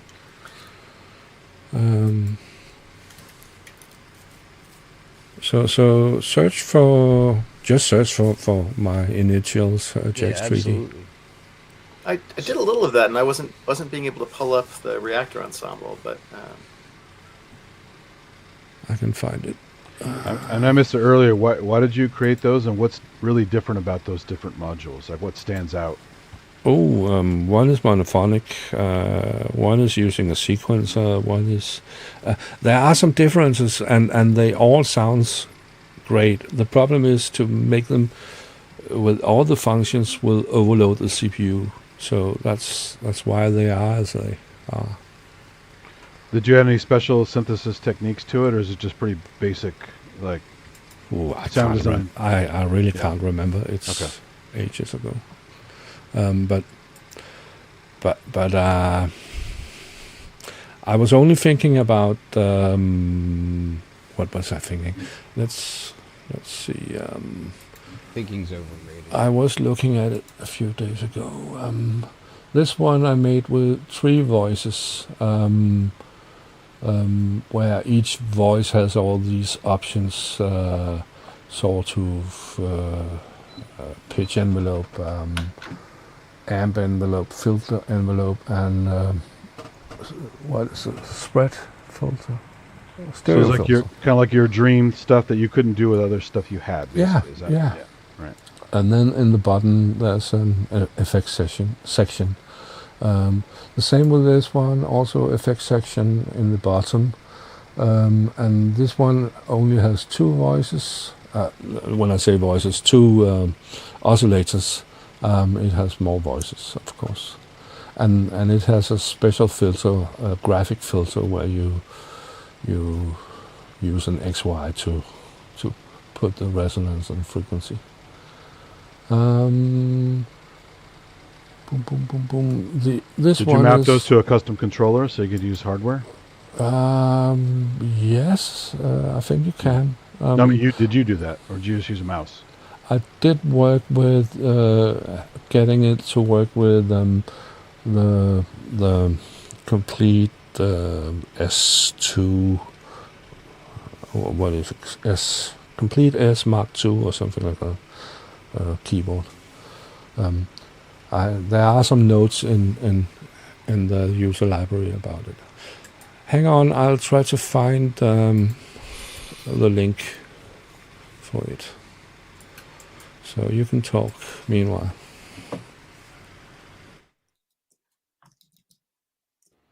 Yeah, I need to go back and start diving into that stuff. I have the whole damn suite, and I just don't use it enough. Yeah, I'm looking at my library right now, and it's like I have multiple hard drives like filled with Reactor ensembles. Like, that, and that's the thing is like being a little bit Eurorack addicted and just synthesizer addicted as a whole. Reactor is so great for that, because I would actually before I even got like modular synths and that sort of thing, I had Reactor, and I come from like a hip hop background of like record digging and just going for samples and that sort of thing, and that's kind of how I learned about a lot of different synthesizers. Was the old records would tell you not just the players, but what synthesizers they were playing and that sort of thing, and I learned about a lot of music and sounds that way.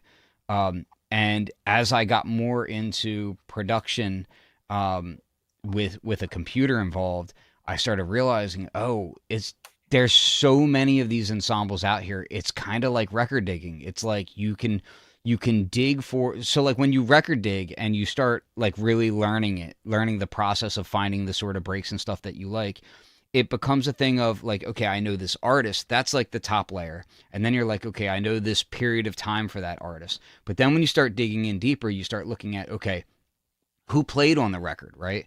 What studio was it recorded in? Who produced it, right? So there's all these layers that if you follow the session players of each record, right, and start digging and noticing those names, then you notice these other records that are styles and stuff that you like that you otherwise wouldn't have found, that sort of thing, right?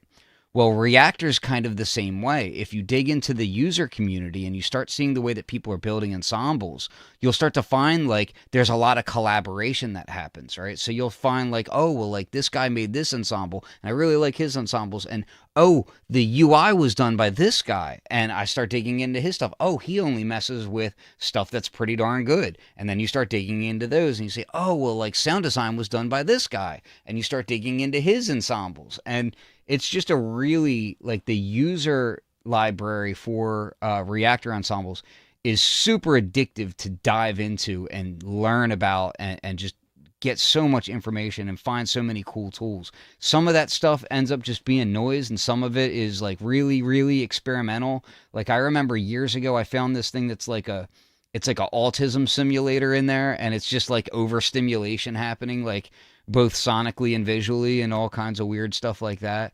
And then you'll find like just, traditional mini moogs or whatever, that kind of stuff, and lots of people's different take on what it should sound like. And it's a blast digging through that stuff.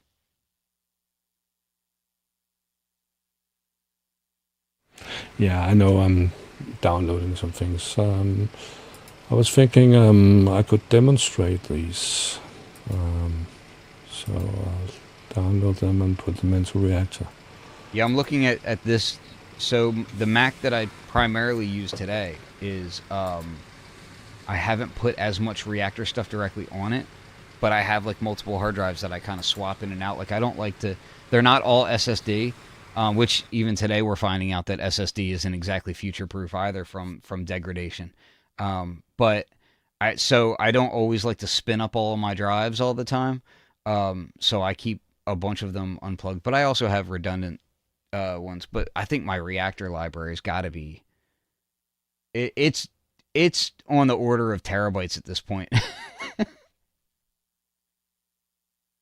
It's funny the way you mentioned curating all the ensembles and stuff. And on a more primitive level, when I was a broke student, I was always hanging out at KVR, getting as many free synths as I could get, and trying which one's good, which one's bad, who made it, like you said, and going down the rabbit hole, finding other cool ones based on who made it to maintain that quality and not just use total garbage. And it was fun.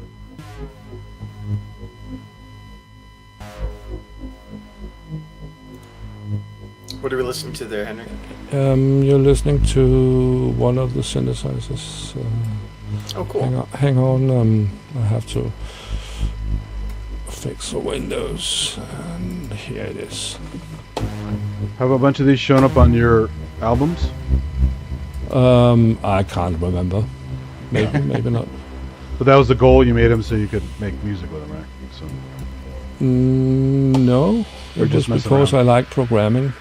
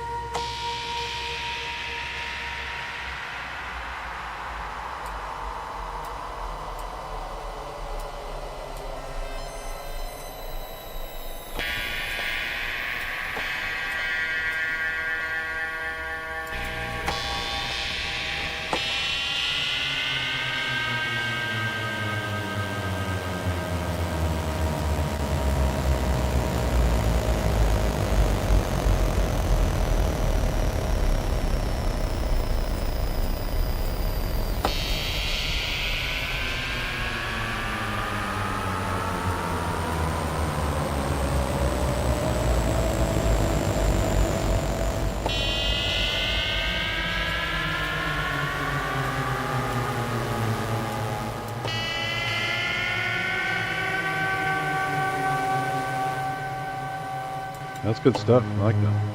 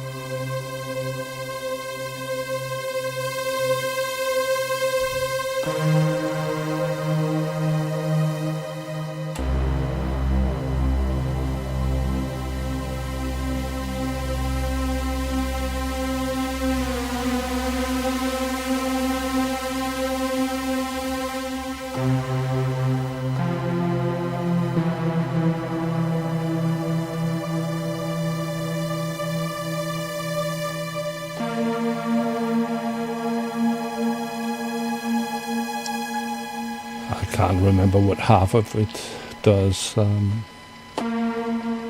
But the idea was to make something that sounded good. Let's try another. Let's try this one.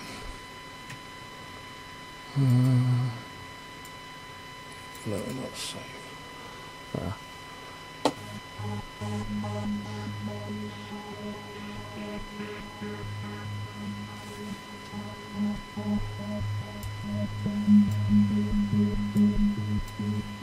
This one you said was unfinished? Yeah, I believe it's unfinished. Paulie made a lot of patches, and it's not the Paulie you think of.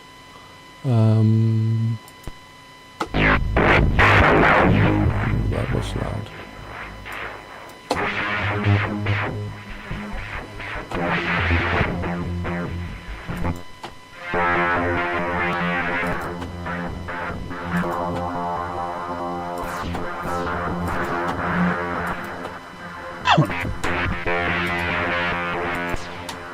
Some of it sounds like Poppin's Predator synth.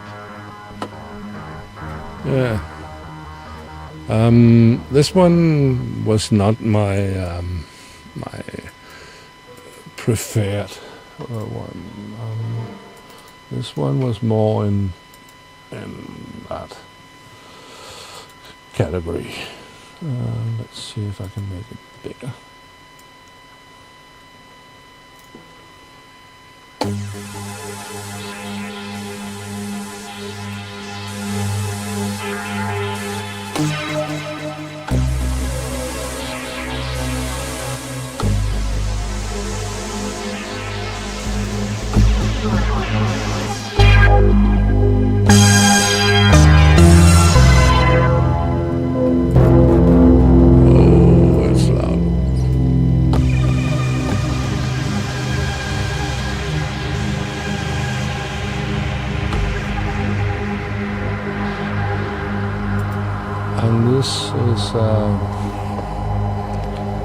This is the program. It's very synclavier. It's cool.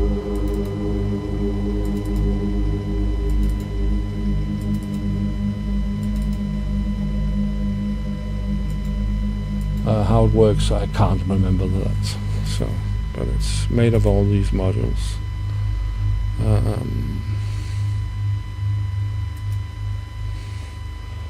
So modulation sequence, boom, boom, boom, boom. I can't remember what I've done here. Yeah, it's a long time ago. Oops.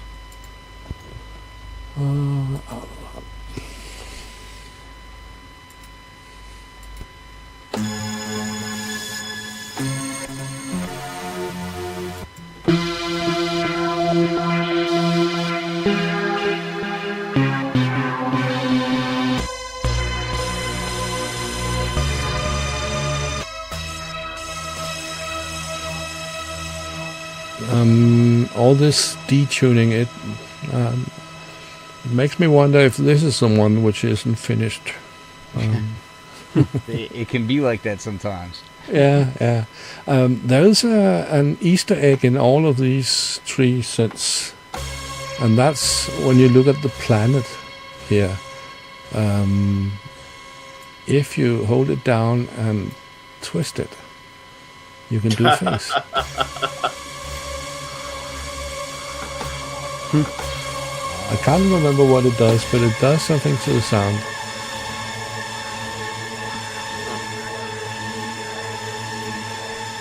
I can't hear it. Is it like a stereo rotation or something? It's more motion. I definitely hear some. It's some motion, yeah. I don't know if my screen will be able to show my reactor window or not. I have something up in there.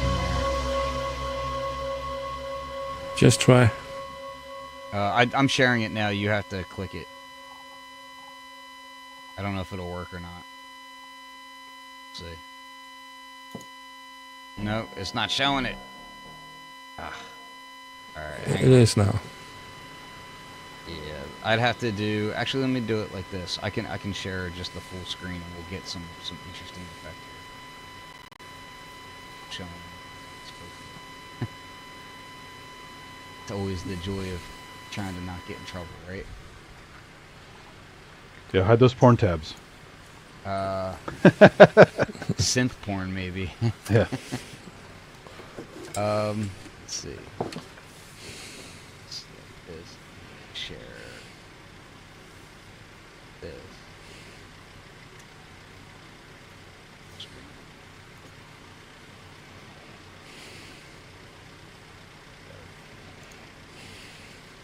Add that in. So this, I just wanted to show this because this was like an interesting little, not super interesting, but it's a thing.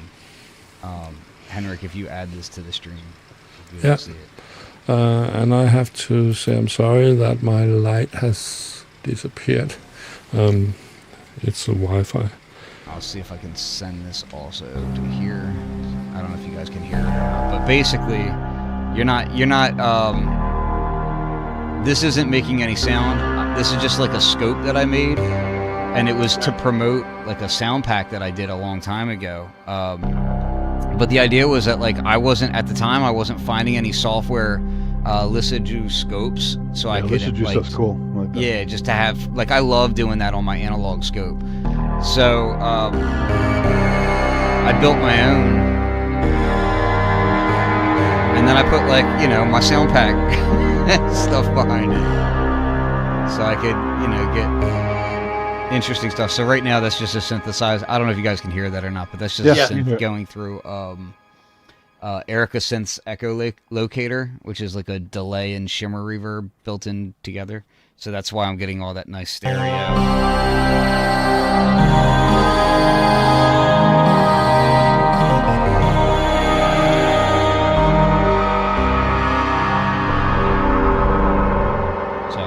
Just fun, useful ways of doing this kind of stuff, of utilizing these things, in kind of not necessarily not traditional, but just, I mean, it's just a different way of using it. Like, hey, like I had this idea, like I wanted to be able to see this stuff on screen just to goof off. And then I was like, oh, I can use it as a fun little promo thing. So I gave it away for free. And, it's just the little things like that you can do with Reactor. It's just, I don't know. I love that kind of stuff. And of course, an oscilloscope is green, so there you go. Yeah, of course, absolutely. If I go here and I go to like, I've got Reactor stuff in here somewhere. I don't know where. Where is it at? Yeah, so this is one of my backup Reactor drives, but there's like so many different. I mean, I can just dig for days in here and get all kinds of stuff. Like, you got JP8000 stuff and Mini Moog stuff, and then I've got a bunch of different versions of the scopes that I've made. At the time, I was also using them for like YouTube videos because I couldn't find any software scopes for my YouTube videos, so I just built my own. There's just so much stuff in here. Like, I mean, I can like just scroll. This stuff right here, the Bosco Max stuff is fantastic. I highly recommend that. Just a bunch of different really cool synthesizers and whatnot. And like, I mean, people making EQs in here, like channel strips and stuff. There's just so many different ways to use it that are just really fun. I mean, can you recommend a good repository to get a lot of this stuff? Is it like just the ensemble, the community, just going through the community. This is all just from, like I said, kind of like record digging, but through the Reactor user community and just kind of like following different things. This one's got a ton of great stuff in here. This is like a whole collection I got from a friend of mine. And I mean, it's just, there's so many different things in here. Oh my gosh. Like stuff that I have for inside a machine. I mean, the list just goes on and on and on. There's just so much stuff. I love Mandelbrot stuff. So let's see. I don't even remember exactly which one this one is. I don't want to see. Yeah. So if I recall, you could just like there is like a way to trigger it. I forget. I haven't used this stuff in forever. But yeah, you can do like Mandelbrot images and stuff. with this, and there's just so many different ways of using these things. I love the kind of like goofy stuff that's not, not the traditional thing that you're gonna find on here. But yeah, anyway, I just wanted to kind of show you like it's just like a secondary uses, like visual stuff that you're doing in there. I've seen people build games in there too, like full on games, which is wild. You mentioned fractals. Did anyone make a fractal synth? Like you could use the Mandelbrot or Julia set or whatever to do. There's actually a Eurorack model that's kind of based around that. Really? But I don't know how deep it goes. I don't have it, so I can't really speak too deep on it. But I've seen it at trade shows. And yeah, there's a few synthesizers that do that sort of thing. Plus, there's different like chaos models out there in synthesizers as well. Like they're great for that, for generating LFO patterns and whatnot. I think Korg actually does something like that in Op 6. I think is it? No, you know what? I'm thinking of Serum. Serum does it. Yeah, it's just Serum has one like that. But yeah, that stuff is great. I mean, so many different ways of using it. I'm looking at the old steam pipe stuff in here too, which sounds fantastic. If you want to like get an idea of what the hardware sounds like, the Erica Synth steam pipe, their steam pipe is actually in the Reactor factory user library, and it sounds a little bit different than that, but it's close, and you can, if you map it out how you would like, then you can kind of get a somewhat similar workflow. Yeah, I mean that's the other thing is like it's translated to commercial products that are out there that you can buy today that are completely separate. That's pretty damn cool.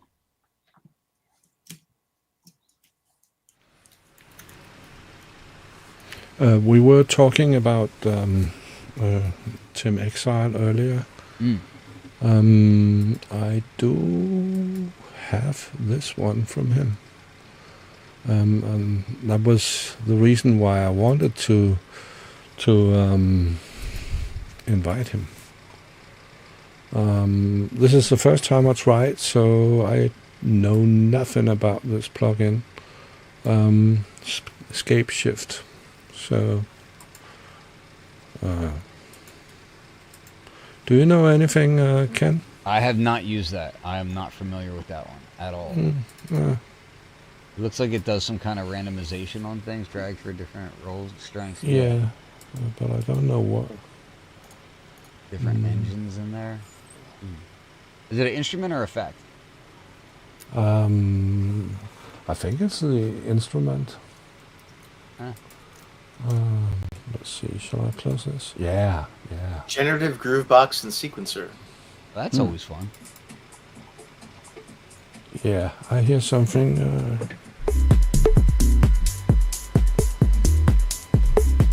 Can you hear it? Yep. Yeah, good.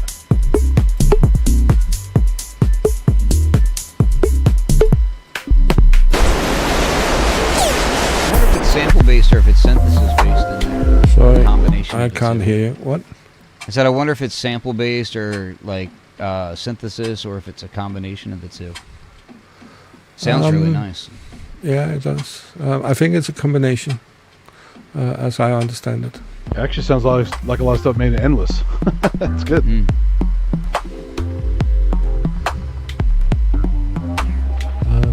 Let's see, there should be some... I don't know how to get into it.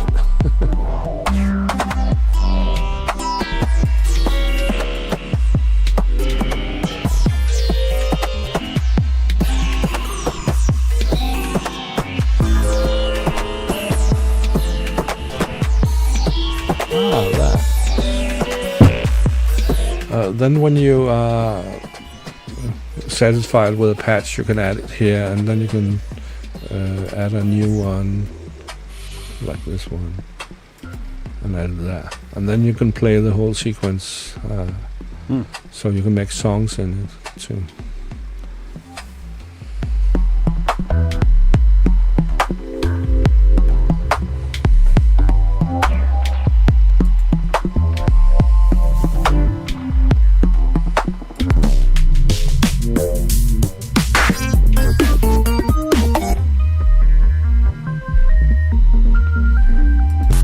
clever guy.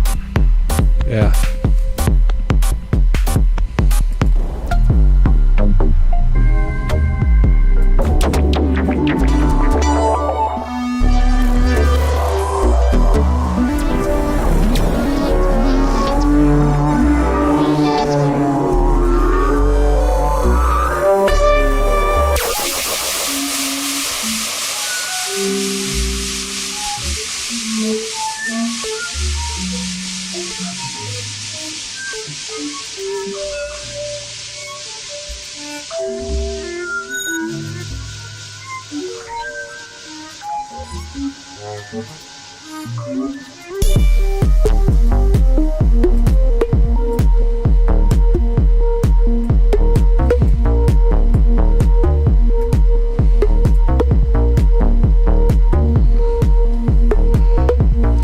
I don't know how to control it,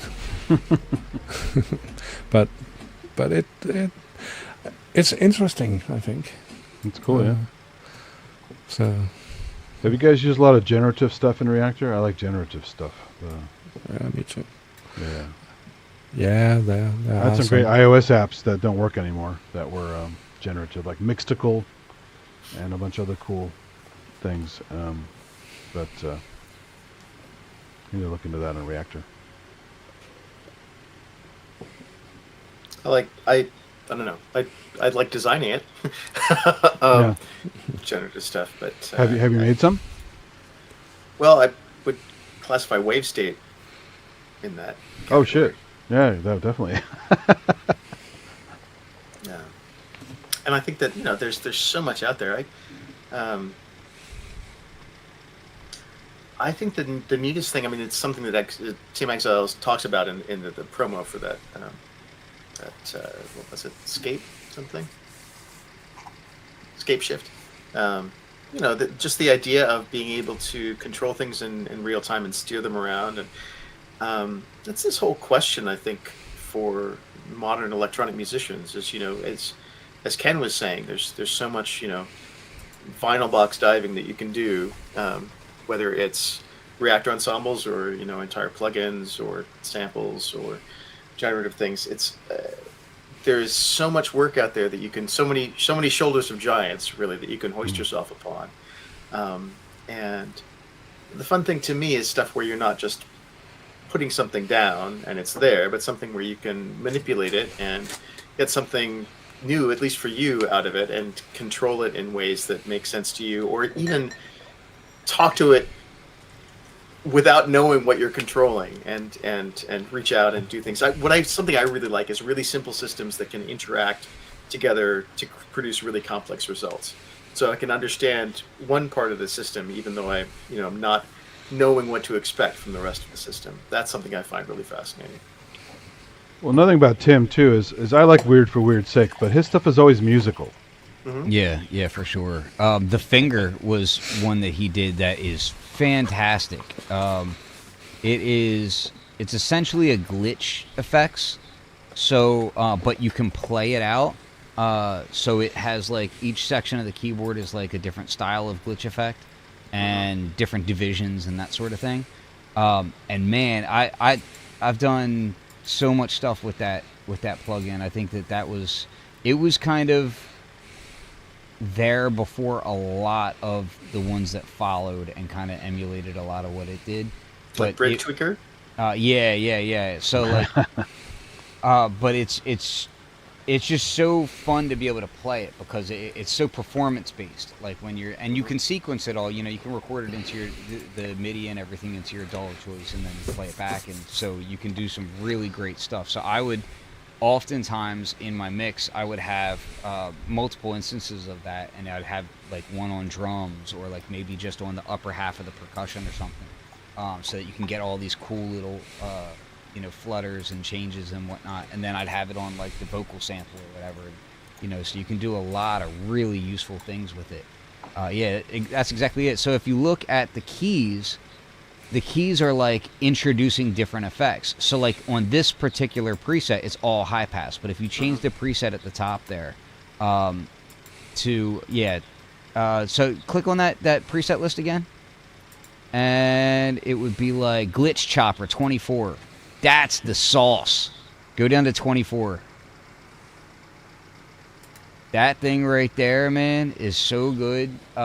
So I think you actually have to go inside of the finger. You'll see another drop down for the preset next to copy. It says high pass right now. Yeah, it says high pass right now. You go to right next to copy. Yeah. So there you can change it all up, and you can get all these different like pitch shifters and all kinds of cool stuff, and you can put it per note. And it's just, and the twisters you would map to a macro and just do all kinds of cool stuff with it, man. And you can just have it. But it's an effect. Yeah, exactly. It's not a synth. Yeah, exactly. So like, if you share my screen real quick, I'll show you one of the synths that I like to play with. This thing is pretty great. So this is a pretty massive modular synthesizer, and back, before I could get my hands on an actual modular. Can you share the window instead, so it's not? I can't because it'll just what's you the have word? a choice of the window when you do a share. Yeah, but if look, I'll tell you what. How about this? How about I show you? Because you don't believe me clearly. Computers are never wrong. Come on. I'll show you what happens here. So if we do this, share the window. There you go. You can go ahead and share that. Enjoy. Yeah. Yeah. For whatever reason, it's not sharing the popped out. Right. Yeah. And I can't. It won't allow me to select that window either. It's how StreamYard sees it. Yeah, that's a problem. Yeah, it's just a thing. It's a thing. But point being is let me see here. I have to just kind of do it this way. But yeah, I mean, you can make all these different connections. Now on this one, you actually need to go. I believe it's in. Why is it not opening? I don't know what's going on here. Oh, host is acting funky on there. I don't know. Oh, there it goes. But yeah, you can actually go into here. What was it? I don't remember anymore. It's been so long since I've had to use this. And it's moving really slow for some reason. Anyway, you can go into the back end for all your connections, and you can do your connections for it in there. Which is really cool. I mean, you can dive in and do like no, I don't even remember. It's been so long. Oh my gosh. I'm embarrassing myself, sorry. But yeah, so just you can do all these modular synthesizers in here, and what I ended up doing was, if you go to open, and then I can go to You know why I said sharing the window? It's because it looks like this. Yo, I know it's small. Yeah. It's small. I can't do anything about that. Okay. This right here. So check this out. See if we can see this. So getting back to like generative stuff, there's all these great drum machines and weird looping devices that you can get in here that would just be so much fun. I don't know if this one will play right now. There it goes. Yeah. So, and a lot of these kinds of UI concepts, I feel like we're since kind of seeing in other products now. So it's like, it's kind of a fun little playground for people to, learn different things and try out user interfaces and see how people react to them, and, for to use a pun. Yeah. But yeah, Tim created a lot of cool stuff. That time tosser is like a tiny subset of some of the stuff Tim does in hardware. So yeah, I love that stuff. It's so cool. And like you can create your own MIDI controllers and stuff, and kind of like lay it out and then put it to your hardware and that sort of thing. But yeah, I love that stuff. So it's awesome talking with you guys. I think I'm gonna need to go now. Yeah, I actually do need to as well. So, yeah, I can't hear you, Henrik. No, now you can. It's okay. We've been on for more than 2 hours. Oh, I have. I was alone in the beginning. Oh, so sorry. I almost cried. You got to sing in Danish so people will come. Yeah. Nah, maybe not. But yes, I'm gonna let you guys go. And Thanks. hey, you guys, Good it was to see you. great. It was great seeing you all again. And I hope everybody's safe and having a if it's not a holiday for you, still have a great weekend. It's a holiday. You for too. me, so. You too. Awesome. It's great to see you Yeah. all, guys. See you. Bye, guys. Take care. Yeah, bye. See you, Dan. Bye. Thanks. And then it's us, Andy, No, it's only 2. again. Yeah, we've tried this before.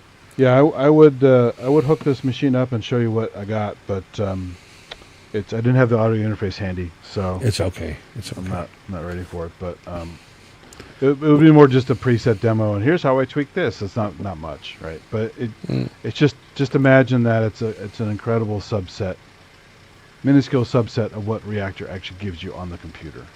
Yeah. So, Yeah.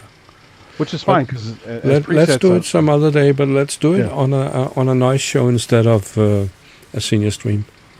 Yeah. Though demoing things is fine. I think it went fine with demoing No, it's cool. Yeah. a little stuff here today. No, your plugins you made were good. They sounded really nice. Oh, thank you. Especially with all that reverb and delay, all that shit's in the same plugin. Yeah, That's crazy. yeah. It's what makes it good. Yeah, that's amazing. Yeah.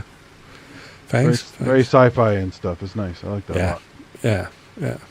Sounded very. It's 6 or 7 years old, and at that time it sounded very, very wide and fat. And that was not. It was beginning to come from other plugins. Dune had it, and Omnisphere and a few others, but most plugins were thin at that time. Well, before Omnisphere, there was Atmosphere. That was actually pretty good. It was just Yeah, it's limited, still there. but Omnisphere. it was good. Yeah. Good stuff. Yeah, like I said, I found some cool stuff on KVR in the old days that was pretty decent. And Yeah. sometimes it was free. Yeah. But it never was super, super elaborate. So. But, yeah, it's very cool environment. Yeah. And now that guy has moved on to C15 and all that stuff, too. This guy came up with all that stuff, right? So, Yeah. the guy started Native Instruments. Yeah. Yeah. So, still making cool stuff. Yeah. I haven't. I think they have slowed a little down. There was some years ago they laid off a few of the good people they had. So it has slowed down a little at Native Instruments, but now they have taken over. Is it Arturia or? Oh, they kind of combine their forces, yeah. Yeah. But I'm bummed when they get rid of stuff like Absinthe. Absinthe is very cool. Yeah. You know? And I still have old versions, but they just killed it. It's just sad. Yeah. It's like Adobe. Everything they bought, they have, almost killed. Even for Premiere. Sure. Yeah, Premiere's still pretty good. I mean, it's No, fine. it's not. It's making a lot of Oh, I'm only using an old version. errors. I don't use the latest, greatest stuff. No, you shouldn't. You shouldn't. I used it at work for professional use, converting video files. Yeah. And it makes errors in the files Oh no. more and more often. It's like it's very unprecise. Like it's has to be faster than good. Weird. And that's I've started converting in other programs. Some old ones like Handbrake and new ones like and new ones like DaVinci, but not Premiere anymore. It's really become shit. Yeah, well, Apple kind of do the same thing with Final Cut Pro. They changed the crap out of it and still trying to call it Pro. It's like, that ain't Pro. I'm sorry. No. You guys totally screwed that program up. Yeah. There was a time when Premiere and Final Cut and Avid all looked the same, and that was okay because they all did their own little slight different things, but they were quality, easy to use, and they just stopped messing with it, right? But I think part of the problem is the average person goes, "What have you done for us lately? We're not going to pay for an upgrade unless you give us something It's like, how about something that actually works? Yeah. Isn't that good Yeah. enough? No, I Yeah. want bells and whistles. I want you to compete. I was like, well, competing doesn't mean breaking, No. you know? And so I get really annoyed. It's like all the iOS stuff that keeps getting tweaked. Yeah. And it's like, I know people complain. They say, what have you done? The iPhone hasn't changed in 5 years or whatever. I'm like, so what? Does it work or does it not work? It has plenty of features on it. I mean, I have freaking LiDAR on my phone, so I can do 3D scanning. That's pretty cool, right? So, I don't know. They just... a lot of times all the complaints from the public are kind of annoying. So. Yeah, like Audition, it was you will remember it as Cool Edit. It was a fantastic program. Now it's Cool Edit Pro. I remember that one. Yeah. Now it's shit. Yeah, it's they have downgraded it so much. That's sad. it's a shame. Yeah. It's a shame. Okay. Let's end the stream for today. Yeah. Thank you. What? Glad I could make it. Sorry, I was sleeping. Yeah, it's okay. It's okay. I was more worried that something was wrong. No, it was wrong. I just needed to catch up on sleep. Yeah, yeah. That's why I repeated the wake up calls on Messenger. Yeah. So, thank you to all the chatters. It has been good having you here. I hope to see you next time. I think we will make the next senior stream in August, because it's difficult to get people on here in the holiday time. So I will make some noise streams instead. I don't know if it's possible to do it every week or a few times every week, but let's see. They will come when they come, and some of them will be announced, some will just come. So you're welcome. Do it when you're inspired. You know, that's fine. When I have the permission from the wife. Well, there's that too. Yeah. Like, I can't do that now. yeah. Sometimes she needs some sleep too. That's the other problem too. You're doing it from your bedroom, which makes it more challenging. Yeah. So exactly. You need a bunker, like a man cave or like a shed out back or something like that. Yeah. but then she will ask, "Where are you?" Exactly. Well, she can see. She can go on the channel and go, "Oh, you're still there." Yeah. You know, unless I often get asked by a significant other, where the hell am I? I go to YouTube. I'm on fucking YouTube. You know. But it could be a recording. Exactly. Well, no, it says live, so. Yeah. But you can pre-record a live recording. You could, but who has that much time and effort to do all that stuff? Yeah. It just sometimes people are just honest. Can't they just accept that? Yeah. But you could do it just to get a live chat, which you don't have on a video you just publish. Oh yeah, the live premiere. I've done that for a few of my astronomy stuff. Yeah, exactly. Because I had to shoot it locally. There's no signal. Yeah. But yeah, that's fine. Yeah. Okay, but cool. Thank you, everybody. Thanks. Bye, everybody. Yeah. Bye.